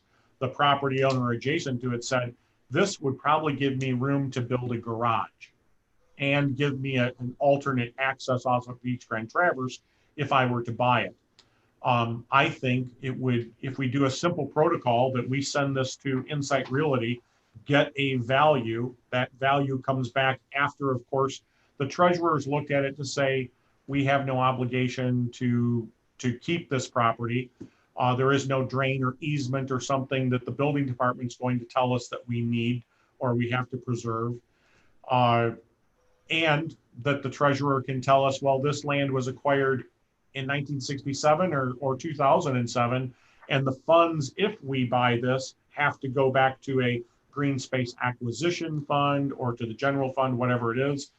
I think there's value in what you brought up. So I would just suggest that our in-house analysis, building department, planning department, treasurer, and then Insight Realty tells us what is it worth. And in the case of, not to tell stories out of school, but with the Annapolis Street address, you know, the analysis shows that, you know, the asking price should be somewhere between $6,700 and $9,500 for this piece of property for the benefits that they're going to get for this parcel. Dave? So Dave, how many of those properties do we have? Oh, sorry, George. No, Bob, I think this gets to your point. It's so we discuss large parcels of land and keeping them for green space. But if there's, I'm not going to put words in your mouth, Bob, but if there's a strategy that says any residential parcel that is an adjacent property that is the size of, pick something less than a half an acre, we're going to proactively go to the adjacent properties to say, would you like to buy it? And here's an analysis that says what it's worth, rather than just sitting back and waiting for them to come on a piecemeal basis. The downside also on these are places where if we hang on to it, we're responsible to clean them up. And when the neighbors throw their garbage in there, they throw their old tires in there, the person who lives next door to it has a rental property and contributes to it. At the end of the day, you know, we've got a neighbor who calls Jay and I on a monthly basis and says, hey, when are you going to come out and clean up your land? It looks terrible. I live across the street from it. So I get this, but can we have that small group of probably Jay and Randy and whoever else say, look, these are all the parcels that the township owns. Yeah. These are very small pieces that are of no value for green space or adjacent to parks, et cetera. And do we want to put a strategy together that says we solicit the adjacent property owners to determine if they'd like to acquire it and under what those conditions would be? And Mr. Weber, you're probably the only one that I didn't share it with. When I came into office, I did an analysis of what do we own, and we have 145 of these parcels. 2 parcels the township own, we all know, are very large tracts of land, but a large majority, I'll say 80 of these parcels, are just that, small postage stamps adjacent to a home that at some point in time they were abandoned, someone stopped paying taxes on it. It gave no benefit to the Department of Natural Resources, to the County of Oakland, so it landed in our lap. So I have a book that has itemized each and every one of these parcels, and we could easily go to a proactive method of these small things that have no value to us even as a pocket park in any neighborhood or community. You know, several of these we're out mowing weekly. We could actively market, dispose of them, increase and put them back on the rolls, and do so as we have historically as a board currently, doing it in a method where it's not allowed to be abandoned again. It's rolled into an existing property. It remains part of that property. So we aren't in this process in 5 years where someone goes, I always thought I'd build that garage, but since I didn't, I'm not going to pay taxes on it anymore, and it's going to come back to us again. So do we need to make a motion to form a subcommittee to look at a property disposal strategy? I think we should I don't think we necessarily need a motion as much as we need a volunteer to participate. Well, we need more than one person. You can't have one person make the decision. No. I'd be on that committee. Yeah. Say that again, Molly. I said I'd be happy to be on that committee. Yeah, I'm sure Molly, myself, and we can reach out to the building department, because a lot of the analysis goes to the building department as far as, is this something that we have to retain? We have discovered, we have township drains and things of that nature, that when the roads were taken on control by the road commission, there were sections that were not accepted in the 1980s. So it's a township drain. So we do know there are places that we've identified and continue to identify that there are responsibilities and we just can't give away. So I would ask that as you're looking them over, if there's some that are determined to be buildable, I mean, Yeah. I suppose there's some, then we should consider sticking a sign on them, whatever. But if there's buildable lots, then we should look at, if they're not buildable and they're just little pieces here and there, then yeah, maybe neighbors would want them. If there's buildable lots, we could, I don't know if Randy or whoever handles residential stuff or if it's just commercial, but either way, we should consider doing that. But I think I agree with George that we could get a list of the properties and do it. I don't want to spend a whole lot of money having 80 pieces of property evaluated, I think. But certainly some of them, I mean, we do have a fiduciary responsibility. We can't just give somebody a 75 by 100-foot lot that maybe's buildable, maybe's not, for a couple $1,000s. I don't know. I mean, I think that's why we need to look at that. Thank you. All right. Well, and just as an aside, I think that there's a lot of legwork research that needs to be done on a lot of these before we even consider them. It's how did the township get it? Yep. Are there any restrictions with how we got it? Like somebody willed it to the township when they died because they wanted it to remain green space. Yep. Are there easements? Is it wetlands? Is it, how much did we pay for it? Was it just, a bulk giveaway from the Michigan DNR? There's a lot of stuff that goes along with that because in a lot of the DNR stuff where these things went to foreclosure in the 70s and 80s and they deeded them all to the townships because the DNR didn't want them and they didn't fit in with any of their larger expanses of green space. There are still DNR restrictions on them. So whether or not those restrictions can be lifted will make a difference as to whether we even can sell them. Yeah, great point, Molly. This is going to be a big project. This isn't something that's going to get solved, I don't think, in a couple of months. Well, and I can start with asking Oakland County Equalization to do a plat map that highlights every parcel that's deeded to Commerce Township. Yeah, and I have a book of them as well. I would believe that you're going to look at this and come up with an analysis of 5 parcels that are buildable that we as a board will decide, do we want to put these out on the open market for sale? I'll use one just for demonstrative purposes, the hard corner of Sleeth and Benstein. On the plat map, there's actually a street that was drawn into the program there, but the development went bankrupt and they walked away. So there is a buildable parcel in that location, just for the sake of discussion. But I would imagine that we're looking at doing a quick analysis of no more than 10 parcels, and then valuation and things of that nature to determine what we as a board would want to do. And go from there. The vast majority of these are probably far more likely to be a wetland bank contribution, whether it's through the County of Oakland or through a wetland conservancy. And we would benefit, but not be stuck managing it. So Dave, are you recommending that we do a counter offer for this piece of property specifically? I would say that we have the ability to table it for now to come up with an analysis overall. I know that the Darling Mr. and Mrs. Darling are asking to buy the property. Mr. Thomas, when he did his executive summary for us, he indicated that we should ask start asking at $9,500. Right. So I certainly, knowing that we've cleared this property for sale, we've gotten a valuation of the property, I would not be opposed to reaching out to Mr. and Mrs. Darling and saying we would be willing to, let this parcel go for $9,500. And do we need to do any research on the parcel? Any, just as the stuff Molly was just talking about, or was that already done on this parcel? It's already done on this one in particular for Annapolis Street. Good.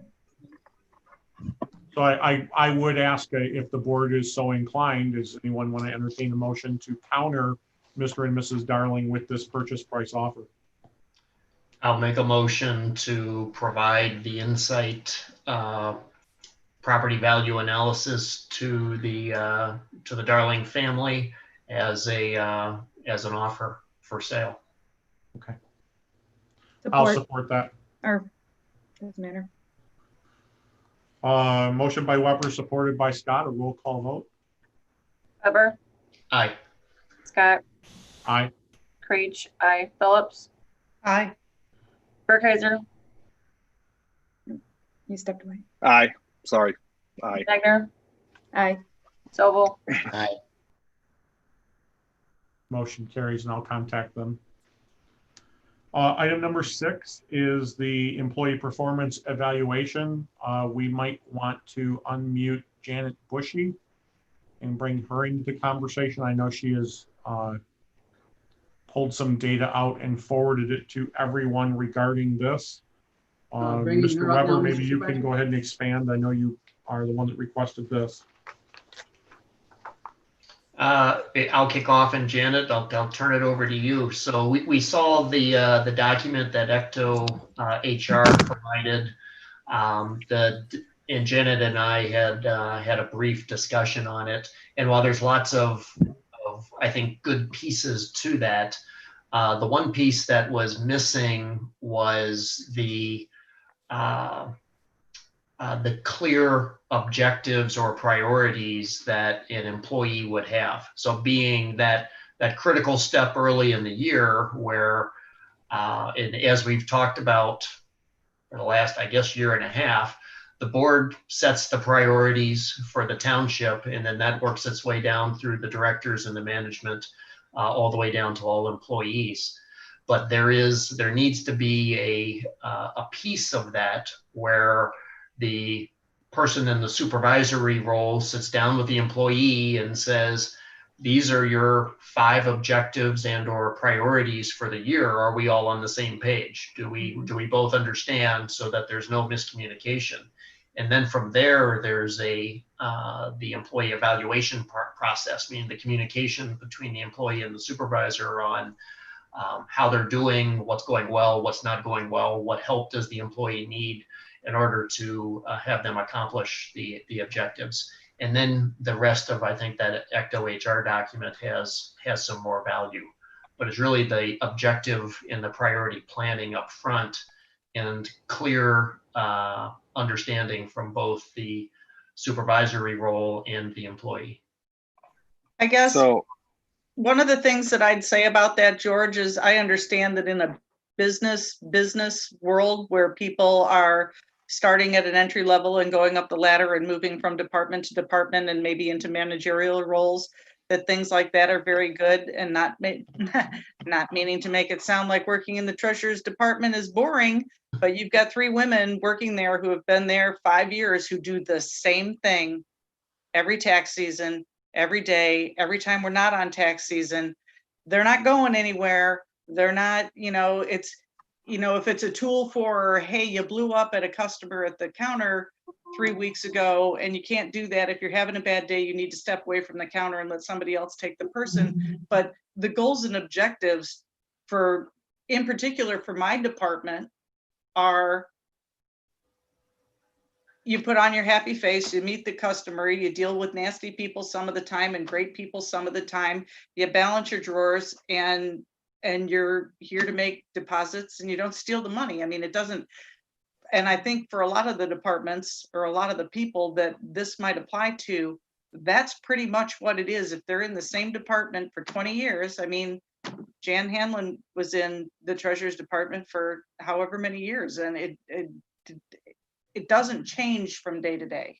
Well, Really. it doesn't, and I don't think it has to change. I mean, I think that's a perfect point, but as long as that person knows those 3 or 4 things that you just identified, that's what you're supposed to do every day. And here's how you're supposed to do it in terms of the manner.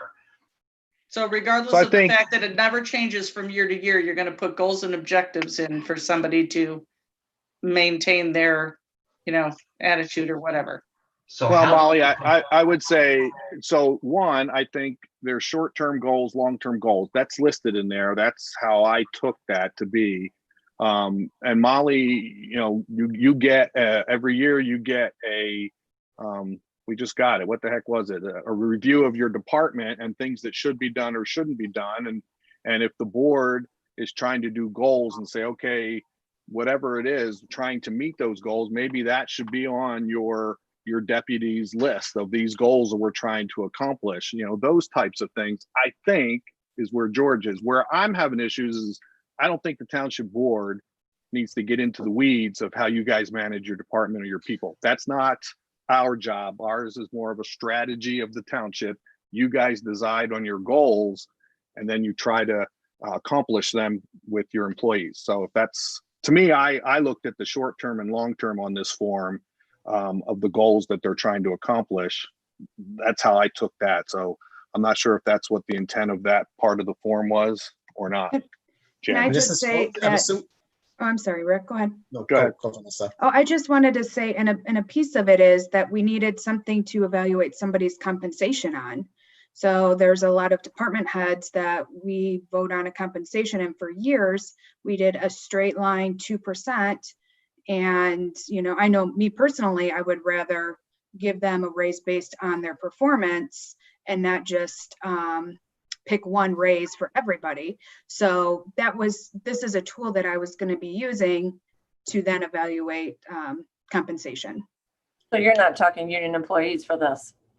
This is non-union. We weren't talking union. Right, that's what I thought. Okay. That makes more sense then. Well, and I still think there's value, obviously with the union, it can't be a compensation tool, but if you've got an employee who's not doing their job appropriately, it's a tool to help counsel them. Or on the other side, actually, even a better, if you got an employee that's just knocking it out of the park, it's another way to reward and recognize what they're doing. Unfortunately, with the union, it's hard to no reward for them, unfortunately. But on the other side, yeah, it is a coaching tool, and also it's a record of any performance issues, you know, that they have. But we don't know if we're not asking the employees if they want to do anything else. If we're not asking them, then we don't really know, you know, just to throw that out there. If they have a vision of moving from one department to another, or want to move up into a deputy, you know, position or manager position eventually, you know, something to work towards. That can be in their goals, long and short-term goals. Right. So Vanessa, based on what we have here, would that help you? Well, I would think if, sorry, let me open the sheet. I would think if they're performing their goals and their job performance and quality of work is where you as a leader feel that it should be, and we're seeing it as a board where it should be, then I would feel confident, you know, being able to make compensation decisions on that. And I agree with Bob, the board should not be into the managing or evaluating performance of the employees. Those are the full-time and the directors and supervisory roles. But so like even on this forum, the board does have some input. That's one of our responsibilities.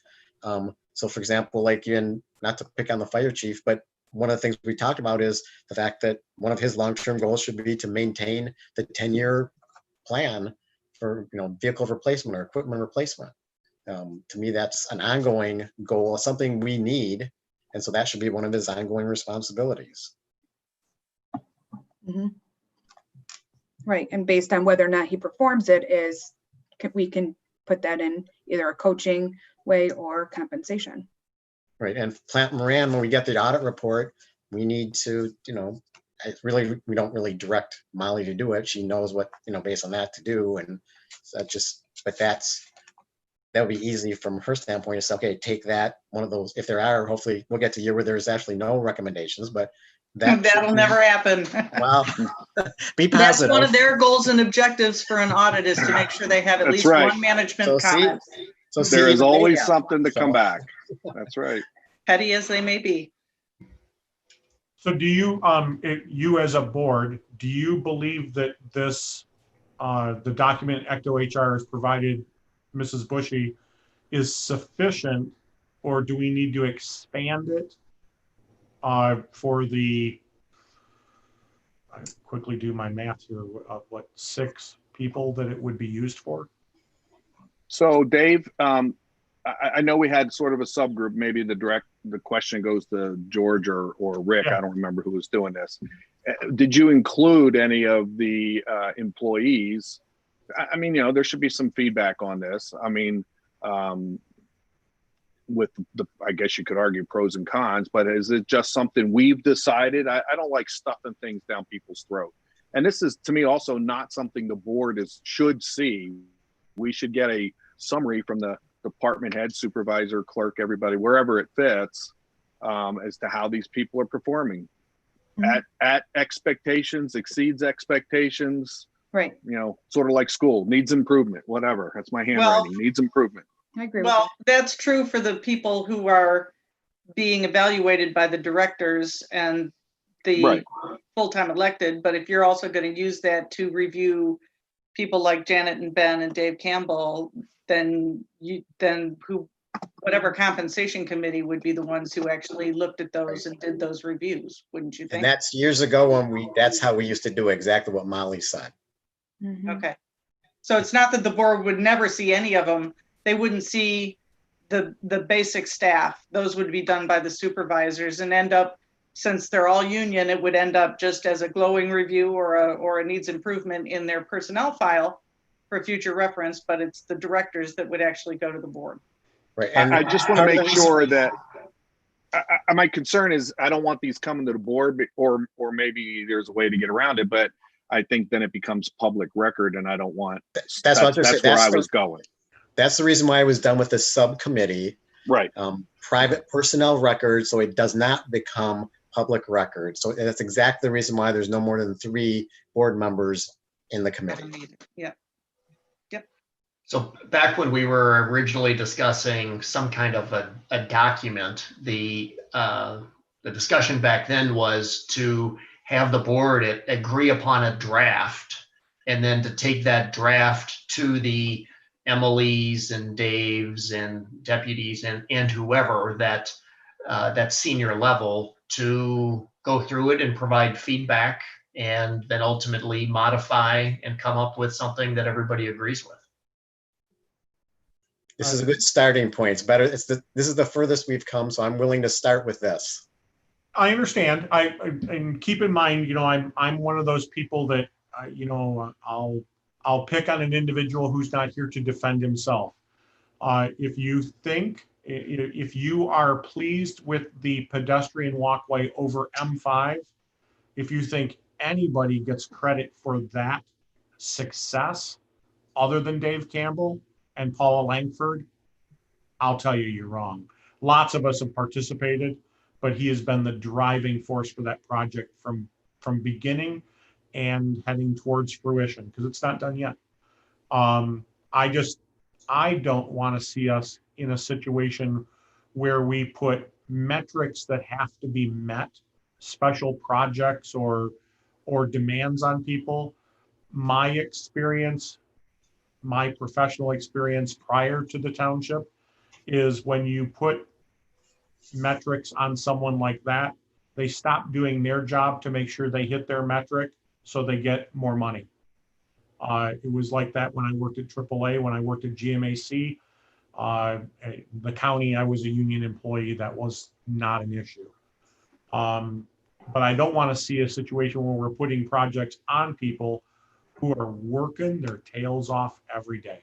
I was just going to say that some of these directors do way more than they should already. We can't pay them enough. So I don't know how their review could be. I mean, I don't know what else they could add to their list of goals because they're overworked. But you got to understand, you may know that, but the 4 of us trustees that aren't there day to day, unless we have a way of learning that information, we're involved with setting the salaries, which we are, it doesn't help us. We need some kind of a mechanism for that to be shared with us to be able to evaluate, unless we're going to keep giving everyone just a flat 2% raise, I which agree I with think you. is wrong. You guys need something to, you know, but to give them projects and goals and things like that, I just don't. Sometimes We'll the see how goal it needs to be keep your head above water. Yeah, we'll see. Right. How it I mean, goes. the goals, yeah. So So I think this if- is a good thing to move forward. So I would say if that's the goal, let the committee move forward to evaluate If it we're with. so inclined, I would like to present this to our department heads through Mrs. Bushy to say, what would you rather see? Or what would you amend this form with and come back in August to say they're happy with this, or, you know, they bring life experience into it and there's something we're not considering that we should.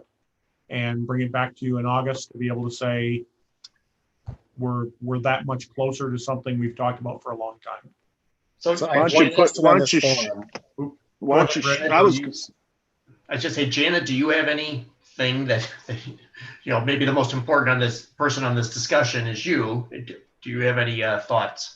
I do like the form that we came up with. And I do like the form that you sent me, George, that you worked on. I do like that. I like how that was set up. If maybe I can sit down with the other employees and see what they come up with. I think that's a good idea too. Great. Okay. I mean, I think there's some things on this form maybe we don't need. But so Dave, maybe shoot for September, and there's a lot going on between now and August. I mean, election. I don't know how many people from outside clerks get pulled into all that, but there's a lot of stuff going on there. So yeah, I'm sure you did. So why don't we shoot our goal in for this September building right now is to not get in the clerk's way or the clerk's. There you go.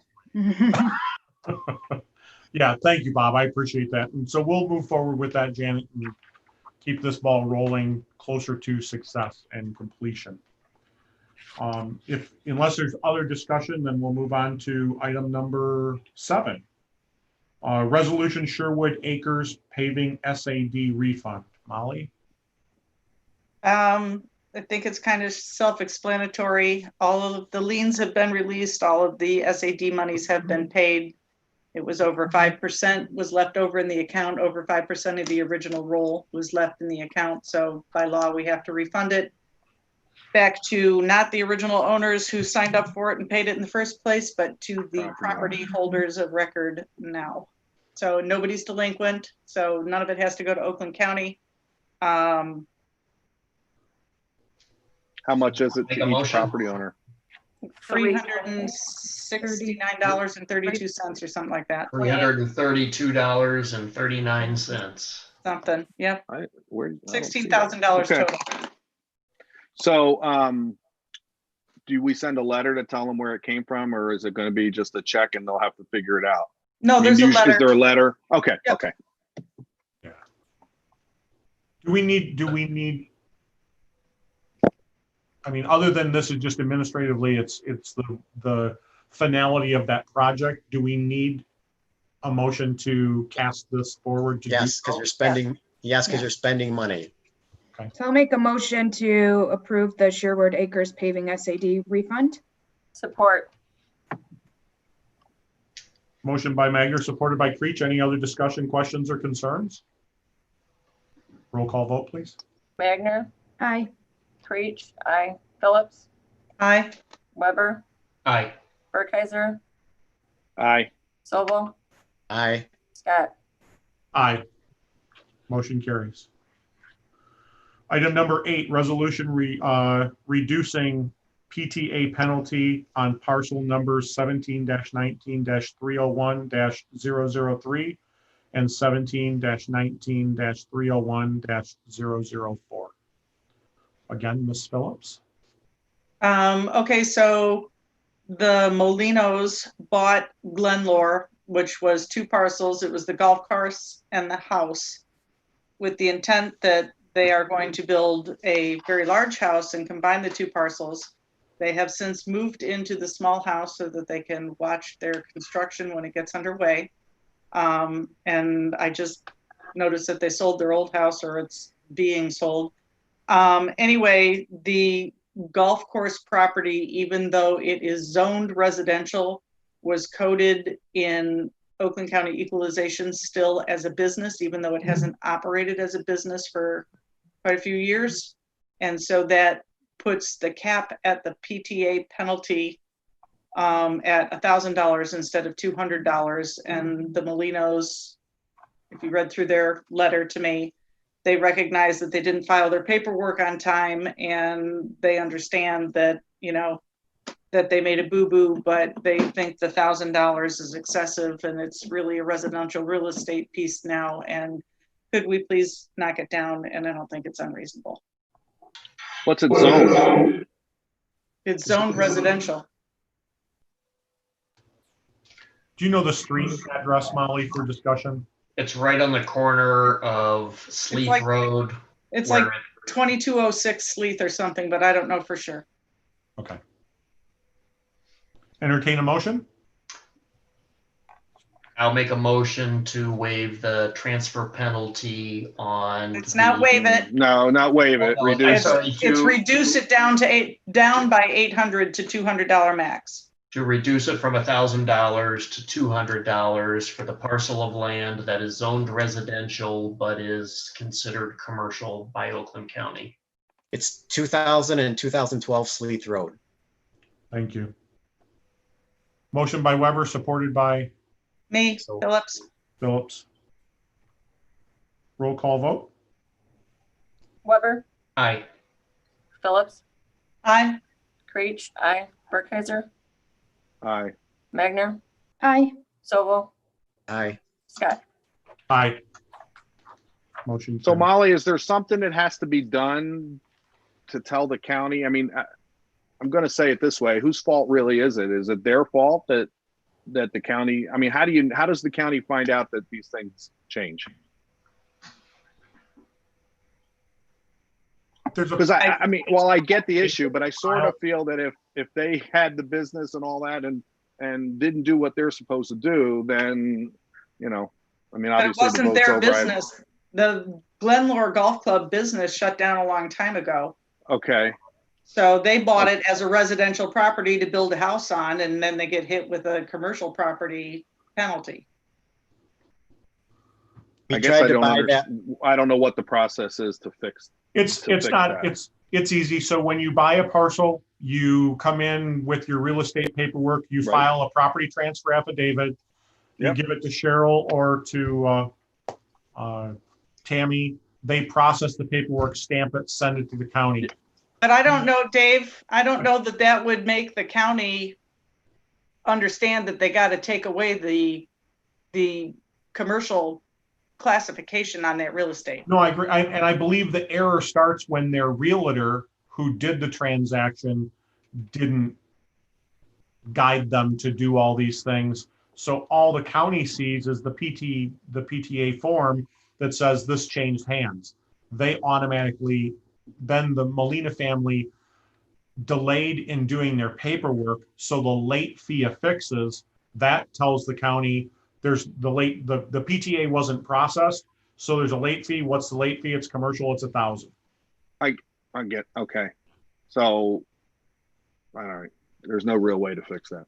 No, we can't anticipate it happening. It was a failure by the realtor to not. Well, the title company has done them in the past for me. Every house, it's always through the title company filling that stuff out. So, yep.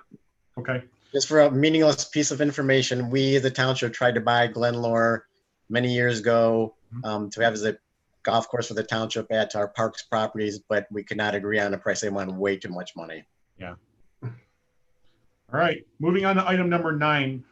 This came to us, we just threw it on here as a maintenance department, but from a discussion by the board and including Mr. Shoger into this, our maintenance director, trying to find out how can we be best responsive to the needs of the township, whether it's park maintenance on a Saturday or Sunday, addressing the needs of the library, the Richardson Senior Center, or the town hall. We have discussed for a period of time as our team of full-time employees have grown, the idea of rotating their days off so that we have coverage every day that the township facilities are open, creating a a common thing in other townships across Oakland County is call out pay. Let's say that, I'm on call this Friday and Saturday. If there's an accident, a child's vomiting in the library or the Richardson Center, or something has to be cleaned up, we have someone to call. If a tree falls, we have someone to call. If there's a problem on the property, we have someone to call. That person, Mr. Burkeiser, will be on call. For his time that he's on call, he gets $150. If no one needs him, he gets $150. If someone does need him, he gets the $150 plus every hour that the project carries over. I think most recently, Mark and the team addressed over here at the 8585 PGA Drive, someone stuffed a bundle of paper towel down the toilet and flooded the building with sewage. They had to clean the site up, contract with someone to come out, do a complete roto-root of the run of the sewer pipe for 380 feet, and then scope it, camera, to make sure there's no damage, there's no bow, there's no break, and no physical problem, and get an analysis for the professional. It said someone stuffed paper towel down the toilet. Things of that nature. That was a after hours event, and it took all three of them to address the need, plus a contracted service.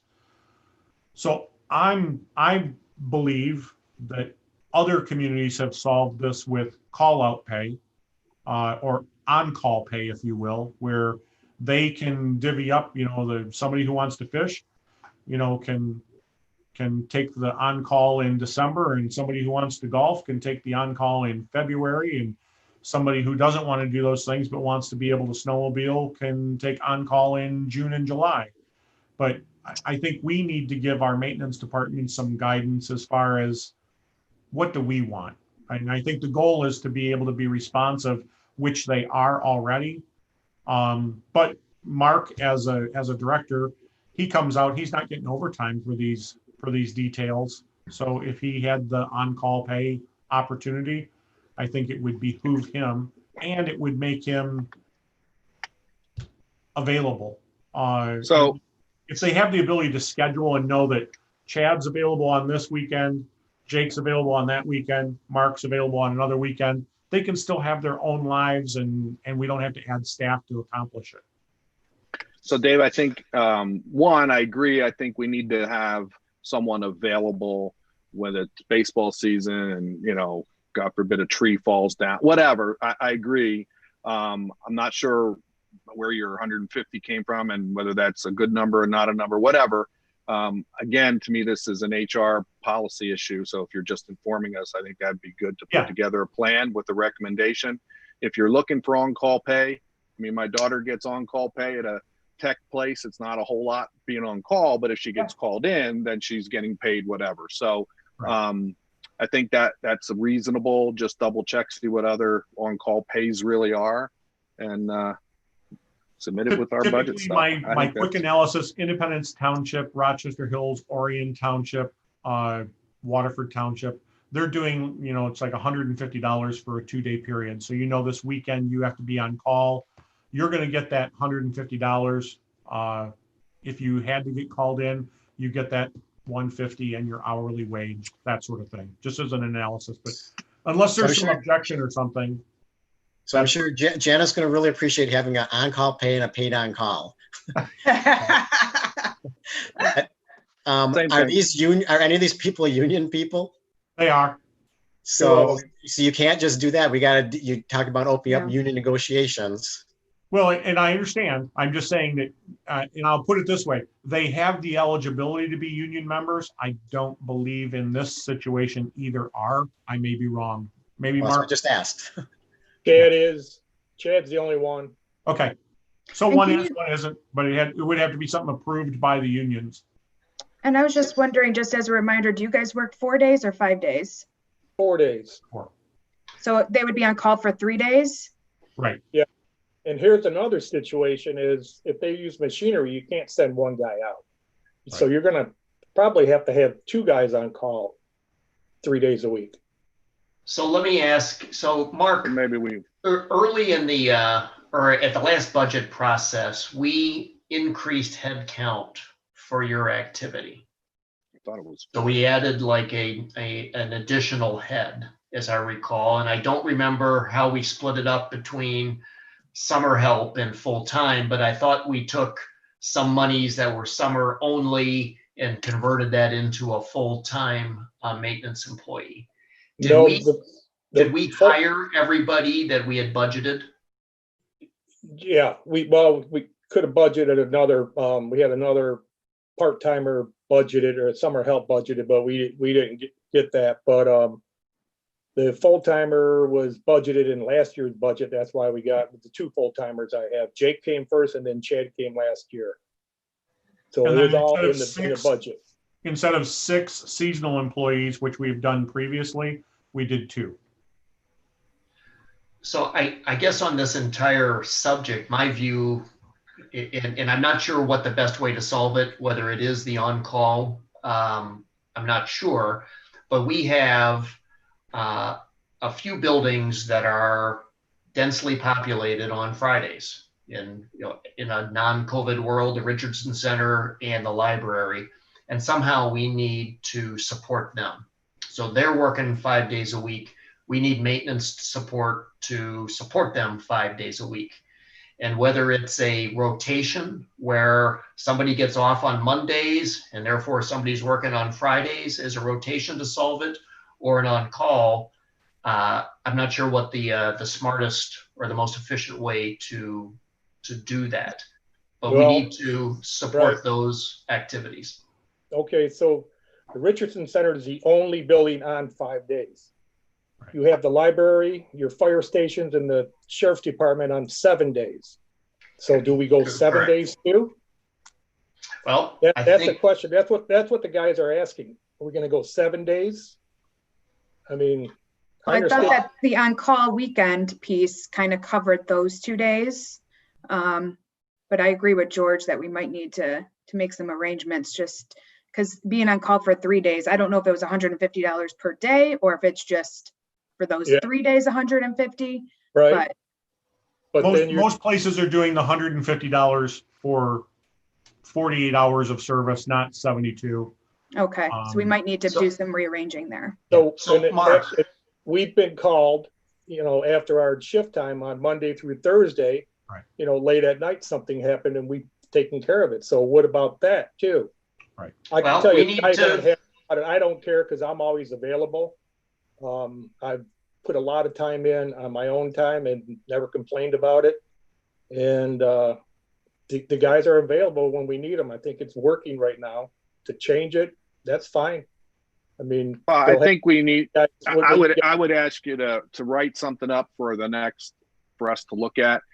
I do agree. I mean, most people, if you're getting called out at night, you have somebody that's on call for this week, and maybe that covers through the weekend, and they get a certain amount for whatever is appropriate on call. I don't know how often you're getting called out, so to pay somebody $150 when you don't normally get called out, maybe it's $50. I have no idea what's the right way to do it. It doesn't matter on the money. Maybe we are talking about expanding the department, and you now have to have a schedule that's, I don't know what I want to tell you there. So 4 days on, 3 days off, whatever it is that covers everything. I don't know. That's not Dave and that's I your job, dude. About that before. Dave and I have had, discussions about different things we could do. Absolutely. So, I mean, the guys aren't going to turn the money down, but I think it's working, but and we're always there. I mean, we could always use more manpower. I can tell you that much because we're always busy, but if there's a problem, I can see us going 5 days, 6 days, 7 days. So Mark, one suggestion I might have is, I understand that everybody likes to get extra money, but everybody likes to have a life too. Absolutely. So the more we can do to standardize the amount of time guys get off and how they're compensated for when they have to work overtime or midnights because something's flooding or whatever it comes down to, if we can standardize that so that they know that they know what their responsibilities are, when they're going to be responsible for it, and that they still have a life.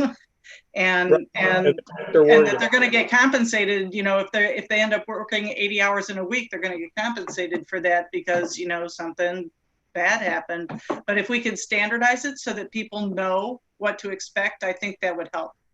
And not only that, I mean, the potential exists that everybody could be taken off over the 4th of July weekend and no one could be around. And so we as the township need to make sure we have somebody available too. So I agree with Molly. And that's what we do. We make sure somebody's always available Friday through Sunday. And actually it's me or one of the other guys. So right now we have it covered. And I mean, I'll talk to the guys and see what they think, what they want to do, how they want to do it. It's just a good discussion point to touch off on, and Mark and I will sit down and we'll go over some of this and we'll come back, which will be reflected in the 2021 budget. Yep. To see what Take charge, Mark. You're in charge, buddy. Set it up. All right, we're going to jump into item number 10, the library patron policy. Allison Lobert, our Commerce Community Librarian Director. Welcome to our meeting. And thank you for having me. So I am here on behalf of the Library Advisory Board, which recently reviewed the library's patron behavior policy for changes. So the Library Advisory Board looked at the patron behavior policy a few months ago to account for some COVID changes that we had to make. You guys approved some changes back in June. But the members did note some other changes that they wanted to make going forward. So they've gone ahead and done that. So these changes include accounting for some new technology and for some obsolete technology. You will note that specific mention of pagers has been removed, as well as how the technology can be used in the library while not disturbing others. Changes also include clarifying what's permitted in the library in terms of food and beverages. And that's about it. So just kind of tightening up the policy, modernizing it a bit. But if there's any questions, I'd be happy to answer them. Yeah, I have a question for you, Allison. So sure. We were saying about no, let me find it again. Oh, the use of alcohol, controlled substances, or tobacco products, including smoking or vaping in, or my question is around the library building. So that means if someone wants to sit out the pavilion and have a cigarette, is that considered around the building? Where's the definition? Where's the line that's around the building? I don't know what would be considered. I've not seen the plans in terms of what is the library and what isn't the library. The tobacco products, or the smoking and vaping was already in the policy. I assume that would be, you know, just the sidewalk in the library. There's usually a distance from the door that you're allowed to smoke, you know, past that. That's kind of what I'm looking for, something more definitive than around. I even can see if we got a ticket somewhere or something, it's too vague. It'll get thrown out if we have to go to court or whatever. So I think that part needs to be tightened up a little bit. So you want maybe a specific distance in terms of?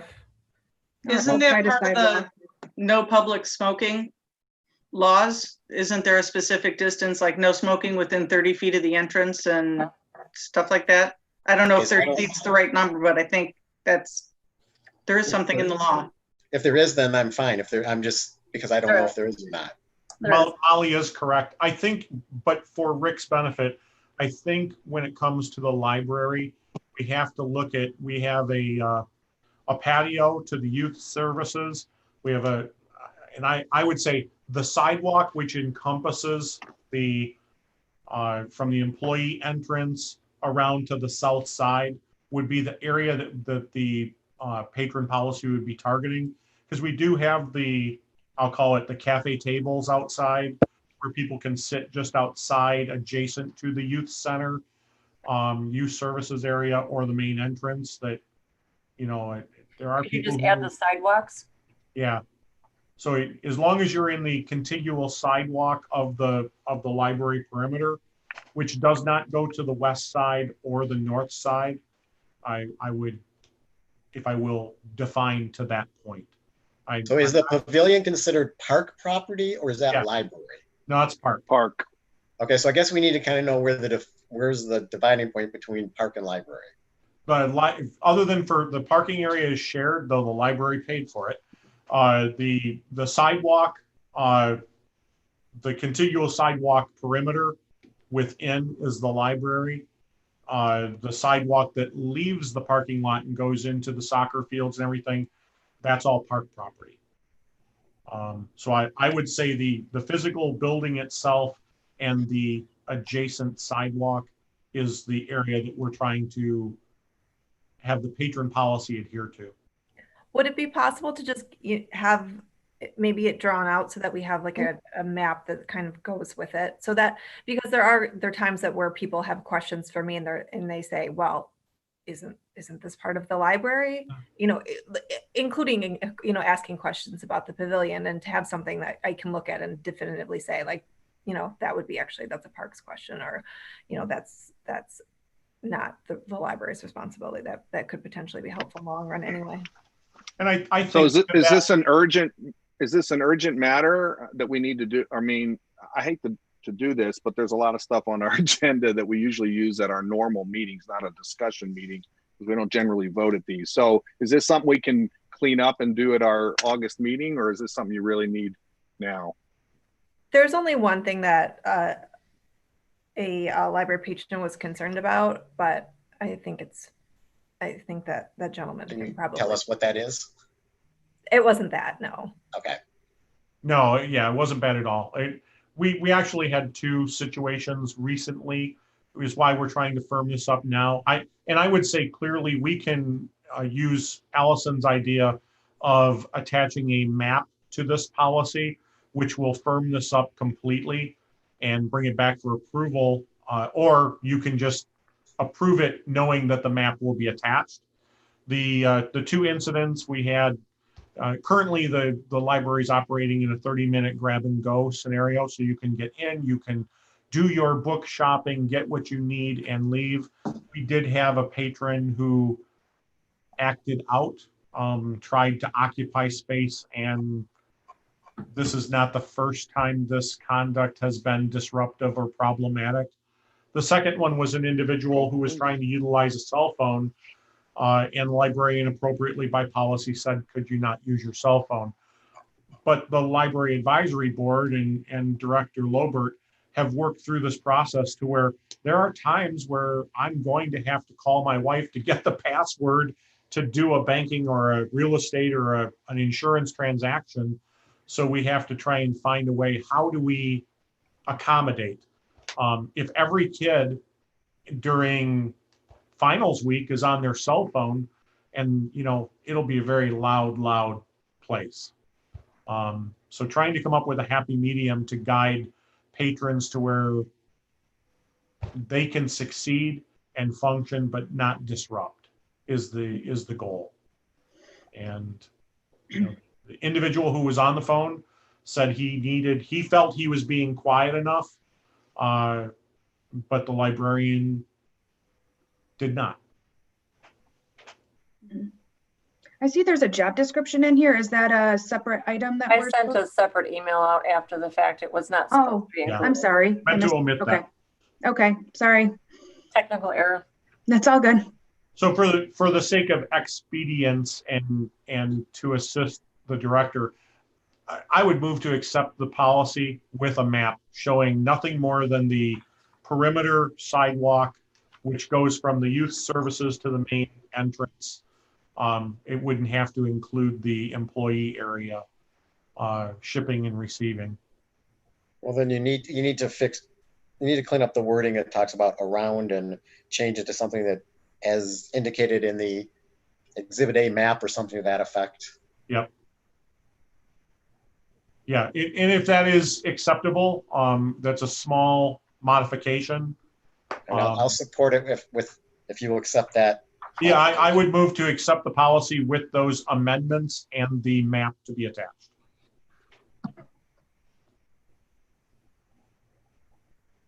Motion by Scott, supported by Sobel.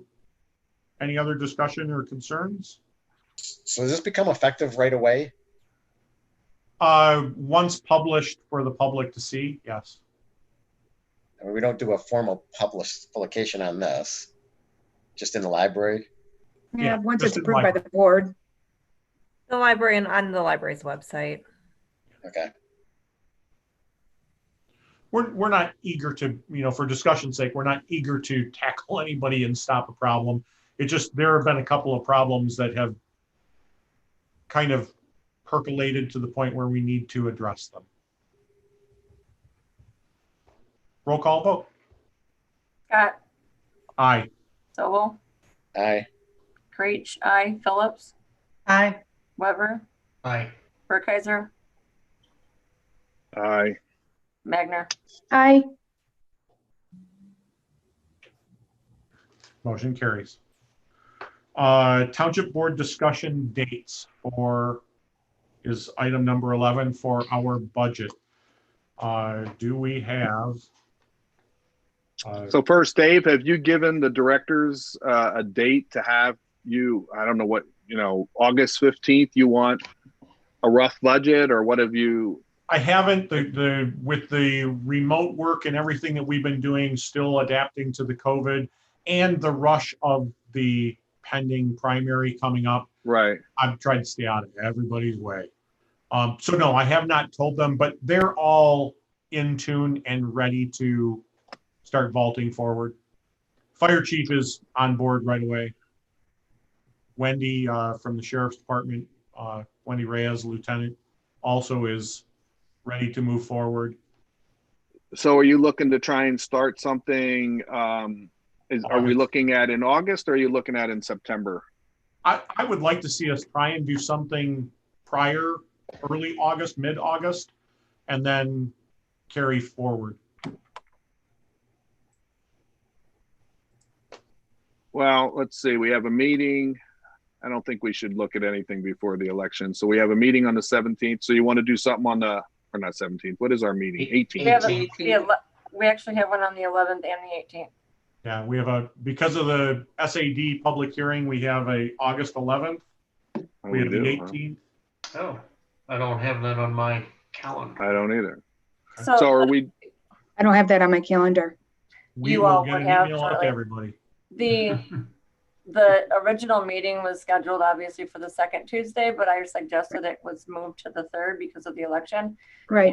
And that was that didn't get noticed, I guess, when the SAD notices were published and sent out to everyone in the tax bills. It was assumed that we were the second Tuesday of the month, and that was what was sent in the notices. So rather than send out new notices stating the 18th, we're just going to have a quick public hearing on the 11th. So do we want to combine initial budget discussion with that? Yeah. I'll be out of town, but I can zoom in from somewhere if I have service. So, I didn't know we had a meeting. That's why I took that week. No, and I apologize. We worked with Hans and everybody to try and figure out what was, do we want to send out a public notification date change, or do we just want to hold the meeting for the public hearing? I can zoom in for a public hearing, but I'll be on my phone, so I don't know how long of a meeting I could stay on for. Well, if it's just the public hearing, it's not going to be long at all. Yeah. Right. So, but if we add budget on there, then I don't know if I'll. So just to clarify, is the 11th, is the 18th our official? It is. Regular meeting, and so the 11th is a special meeting. Right. Okay. So if we target how about we no, go ahead, Bob. What? Well, I was going to say, let's target the 25th as our first, that gives people time to get their stuff together. I know in parks, we had an initial conversation about getting together to talk about what the Parks Committee wanted on there. And so I was going to say, why don't we look at the 25th as getting initial, and then try and lock up some days in September too. I guess if we're Zooming, it's going to be easier for us to get together, but well, let's log in August 25th. What time would you all be available to start on the 25th in a Zoom conference? So I for the most part would say I can't do anything before 5. So if we're looking to do something early to get some just initial, we need to have initial whatever you want to call it, initial paperwork ahead of time to sort of review. And then we can go over generalities, maybe. I don't know what everybody else will do, but I can't do before 5. Well, And just I'd on like the to keep 25th it to- specifically, I can't do before 6. I have a meeting until 6. Okay. It's Zoom, so 6:30? I could Zoom, so it's, just one to the other. Oh, okay. So do we want to say 6? 6 o'clock, then we'll target as a start time. The 25th? Keeping in mind that we have Mr. Milburn sitting back doing our work in the shadows here. If we then have the September. Just start doing Tuesdays. I'm just saying, September Tuesdays in 8th September. is our board Well, meeting. the 8th is a board meeting, right? Yep. Yes. September 8th is a board meeting. I would say initially I can probably, at least right now, I can at least temporarily hold. I wouldn't want to do, not the first, well, wait a minute. The 8th is a board meeting. That's Labor Day weekend, right? Okay. So that's still Tuesday. I can hold the 15th, 22nd, and 29th, and whether we need them all or not, I'll put them down. Actually, isn't Labor Day weekend the weekend before that? Yes, Labor Day is on the 7th. Is the 31st. It's the 7th. No, 7th. it's always the first Is it? weekend in September. I lost my calendar. First Monday in September. Okay. Right. Never mind. So that's the 7th. So we're not pushing anything because of that, right? Doesn't screw anything up with the board meeting? No. Okay. No. So if we can earmark August 25th, and we may only have 2 or 3 departments to review documentation from, but as we have in the past, we can probably conditionally say Allison Lobert's going to work for free, and she put it in writing.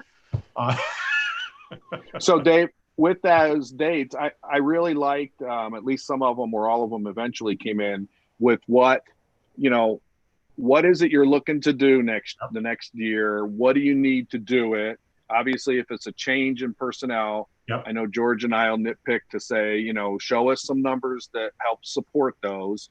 So in a good example for maintenance, this is what I'm trying to accomplish. We want to have folks available, and this is what I'm thinking, and this is what I think I need. I think that really helped us evaluate, or at least me anyway, evaluate the what they're asking for and the numbers, because it's hard to look at the numbers that well, the goal is a Janet summary will be gives us. included with each number. So Right. That's what we really, code map. I found that very helpful. It's hard to tell when you're looking at, that FICA and health stuff. I can't figure out how many people we're really hiring here. So anyway, okay. Can you just confirm the dates again, other than August August 25th? Yep. September 8th, which is a board Well, meeting. that's a board budget meeting. discussion. September 15th, or for some people out there, opening day of small game hunting season. What time? Well, that's the other thing. The Are we doing 22nd, all at 6? 29th. Do we want to adhere to 6 o'clock except for the 8th?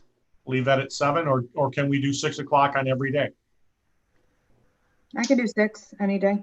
I can do 6. You want to do a special on the 8th at 6 and then our regular at 7? Yep. We've done that before. We have.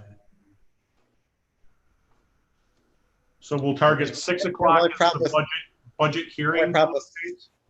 Can we take like we need to have like a break or to eat or whatever. We're going to be going to like 10 or 11 o'clock at night, but we can feed you. Yeah. Okay. Zoom it in. Yeah. Zoom me some dinner. Do you want to, can everybody do 5 o'clock on the 8th, or do you want to not do it on the 8th? No, I personally, I say, let's just do our normal meeting on the 8th. We'll do something on the 25th and then 15, 22, 29. That's my vote. All at 6 o'clock. On those I can. Yes. The 8th is a normal meeting to me. So. Right. So the 8:25, 9:15, 9:22, 9:29. Perfect.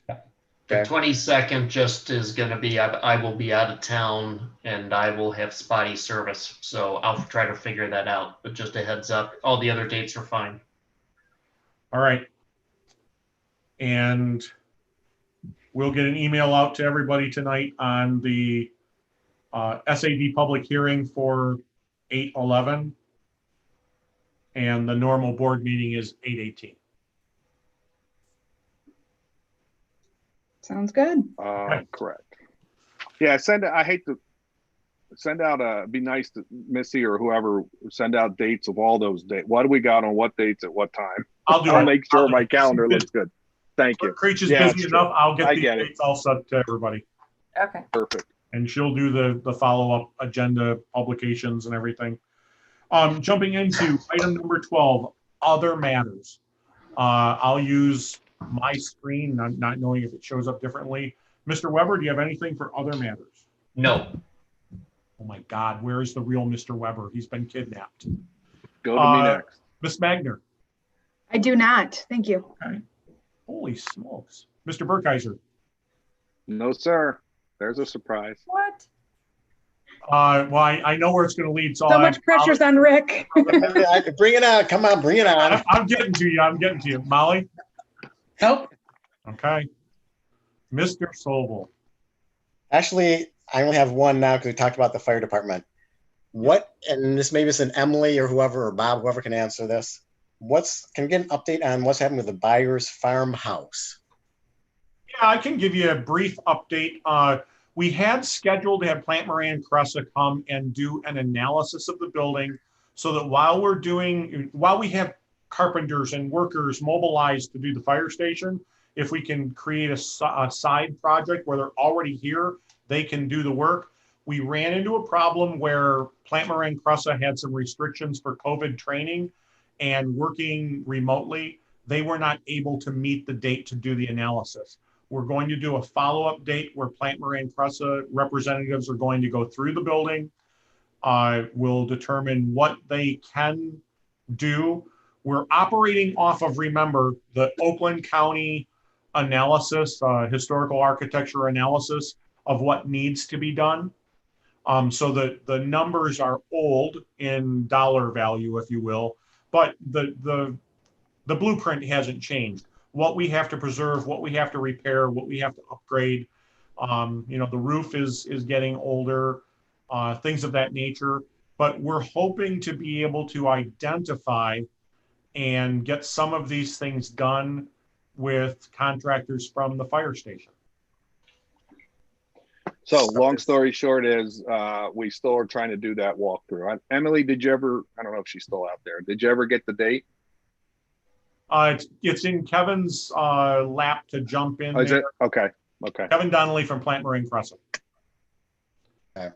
When they're allowed administratively to do offsite work in groups, we will get it done. So we had a structural engineer that came through too on top of what the county did, and they have all of those reports too. So they do have something they can work off if all else fails. Okay. And they're making progress on the New Lake boat launch, the new one. It looks like it's pretty close to ready to be open. Yep. As someone who lives across the street from it, I'm up predicting that the boats that don't fit in there are going to be going into Sally's parking lot. Yep. So do we have any kind of a plan? Are we going to allow that? I know Jay doesn't want more responsibility or something to deal with that, but what is, where's that our responsibility? There's a couple of things when it comes boat launch related. Obviously with the COVID, the DNR is shut down. Only field representatives and park managers are actually working. Even with our grand opening of Scarlett's Playground, a person from the DNR Trust Fund came off hours in uniform to be a representative when she wasn't supposed to. So there are some complications in when it's actually going to be open, as well as there are complications in the appraisal and analysis of the old launch in possibility of us acquiring it as a pocket park.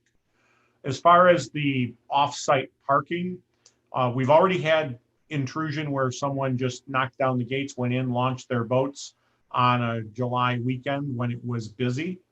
The sheriff's department didn't do an intervention. They just put the gates back up when the people took their car and trailer and left the site. There were people fishing yesterday. There are people there fishing last night. Yep. Yeah, I mean, we do have people who are walking on, and we've got, for some reason, I don't know if it's an influx of golf carts that are coming from the Peninsula Park neighborhood that are driving to Wilson's Pub and driving down there to the site to watch fireworks and things of that nature. But to go to your question of how are we going to address off-site parking, it's going to have to be through a partnership with the owner of Sally's, which is Pat McGinnis. Julie McGinnis owns the clubhouse property on Union Lake Road proper. And try and work with him to remediate storage of the vehicle that you've seen in there for months now, the casino gaming, rent a roulette table or whatever it is. I can't It's think a tequila truck. Yeah. And then, work It on is. getting Pat to post it, no parking. Otherwise, unless we have a complaint, we don't have a complaint. So do they actually own all of the Sally's bar and the parking lot? Yes. Yes. McGinnis bought that? Yes. Okay. I think you ought to sell seasonal pass. It was in a third party name. It's not Pat, but Pat is the silent partner funding agent. And there is the person who owns the golf course is actually entering into a conversation and trying to find a way to acquire and develop the whole parcel. But that's still conceptual. So Dave, do you happen to know if they dredged last time I was over there, it was very shallow where the launch was. Did they dredge something so actually boats can launch and go out there? Yeah, they did. Okay. Actually, if you go online, there's a lot of video of the excavator out in the lake. So they did quite a bit of dredging, hydraulic dredging and mechanical dredging. How well that will sustain over time, we don't know. Okay. That's it for Anything me. else other matters, Mr. Sobel? Nope. Okay. Thank you. Just to touch base, I'll throw in one 8585 PGA Drive as of Friday. The second story will be completely vacant. So moving forward, we have 3 tenants left. We'll be down to 2 very quickly. So we're moving much closer to being able to begin an analysis of our use of that. I'm not sure that the state of Michigan is going to be looking, as much as I would like to see us have a Secretary of State office there, with all the budget cuts and all the deferments and all the different things that are going on. I don't know what Jocelyn Benson's abilities are going to be. She did, if you're not aware, put a kiosk into the Meyer store on Haggerty Road. So if you need to renew license plates, there is a Secretary of State kiosk in the Meyer store now. I used it. It was wonderful. Yeah, it's been there a couple of months. Yeah. As somewhat of a response to our request to serve Commerce Township.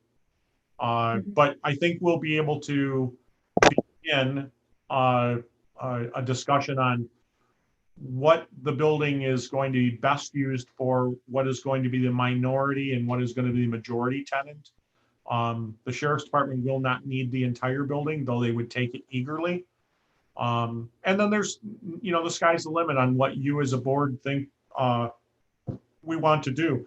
Certainly, the clerk, though she's busier than busy, Clerk Creech and I have had a discussion of, what can be stored there, what should be stored there. We have a lot of election equipment that's kind of haphazardly stored around the township.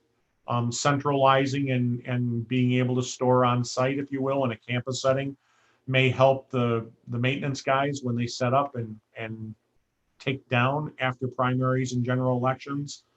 But we still have to, after the primary, we'll get some more definitive answers from the state. Where can things like ballots be stored that, we have to hang on to statutorily for a term of years? I don't think much of my stuff can be stored on site. Right. Right And now, we're also at a point, in just other matter, we're also at another point where Mr. James is going to have more of the ancillary staff of the building department for engineering that'll be in here doing more scanning, more preserving of blueprints, so our hard files are not growing. And eventually, in a perfect world, we'll have a scanner in the basement and a couple of college kids working for us. They can turn the radio on, drink their Slurpee, and scan blueprints until the basement's empty. But right now, the building department for engineering, virtually everything that's coming in and out of the building now, it's all digitized. They're doing a great job. Mhm. Can I ask one more question? Yes. No. Sorry, Bob. This is for Allison. Hey, Allison, when are you going to replace your chalk window with a glass window? You don't like the chalk window? It's actually, now it's a brickless window that shows, we're getting there. Yeah. I can show you where we're at right now. Okay. The builder will be out there Monday. The contractor will be back out there on Monday to install. We'll be back there on Monday. I don't know if you can see this. Yeah. Yeah. Okay. So that's progress. Okay. Yeah. We might just have to. This is a dream that's going to become reality. And I do have to share with the board, I cannot emphasize the calm that Allison has brought to the library, the confidence that she has provided the staff, and the praise that we are getting from the citizens by having the great wisdom of bringing her on board has been nothing but wonderful. I mean, it exceeds the chief. And, you know, Chief Dundas. No, come on. Fine. But, I'll give her this. All right. We're starting to stretch here. Well, Motion so to with adjourn. that, I just, Hey, Missy's the only one who hasn't had a chance to do other matters. no, I know. It's where I'm going next. Mrs. Creech, Good. you're good. All right. Motion to adjourn. Well, one more thing, we're Support. going to just touch base. So just all of you know, I truly want to thank all of those people listening and all of you who are running for re-election for diligently making sure your signs are where they're supposed to be. I really applaud you for not filling up all of the homes that are code violators that, of course, they don't want things done. So they're welcoming signs to come in. Thank you. Keep up the good work. And with that, I'll entertain Bob's motion to adjourn. It was George and Bob supported. I don't care. George and I supported. Either George way. and Bob at 9:41 p.m. And Jay, we love you too. Support, or yes, aye. Burkheiser, Aye. Magner, Aye. Sobel, Aye. Creech, aye. Phillips. Yep. Yeah. Aye. And before we sign off, we just want to double check with Mr. Ken Milburn to make sure he's alive, he's well, and if there's anything that we need to do prior to departing. Nope. So can I ask?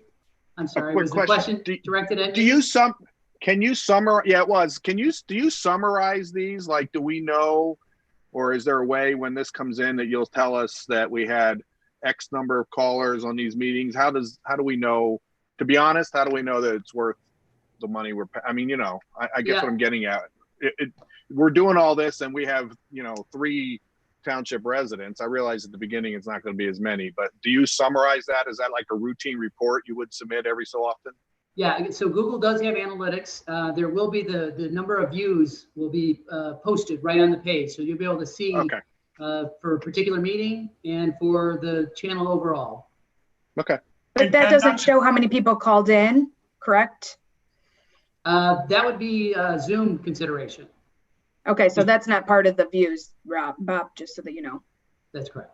Ken, just before we depart, though on an informal status, do we have any callers currently that are lingering, holding, listening, or what is our participation? There were no callers in this meeting. Okay. All right. Which is unusual. I normally see quite a few callers, so I think it's just an awareness thing at this point. All right. Thank you, one and all. I appreciate it greatly. Have a great evening. Thank you, everyone. It was really nice meeting everyone. Thanks, Ken. I appreciate it. Thank you. No problem. I have to hang out here for just a moment to let things wind down. Feel free to log off.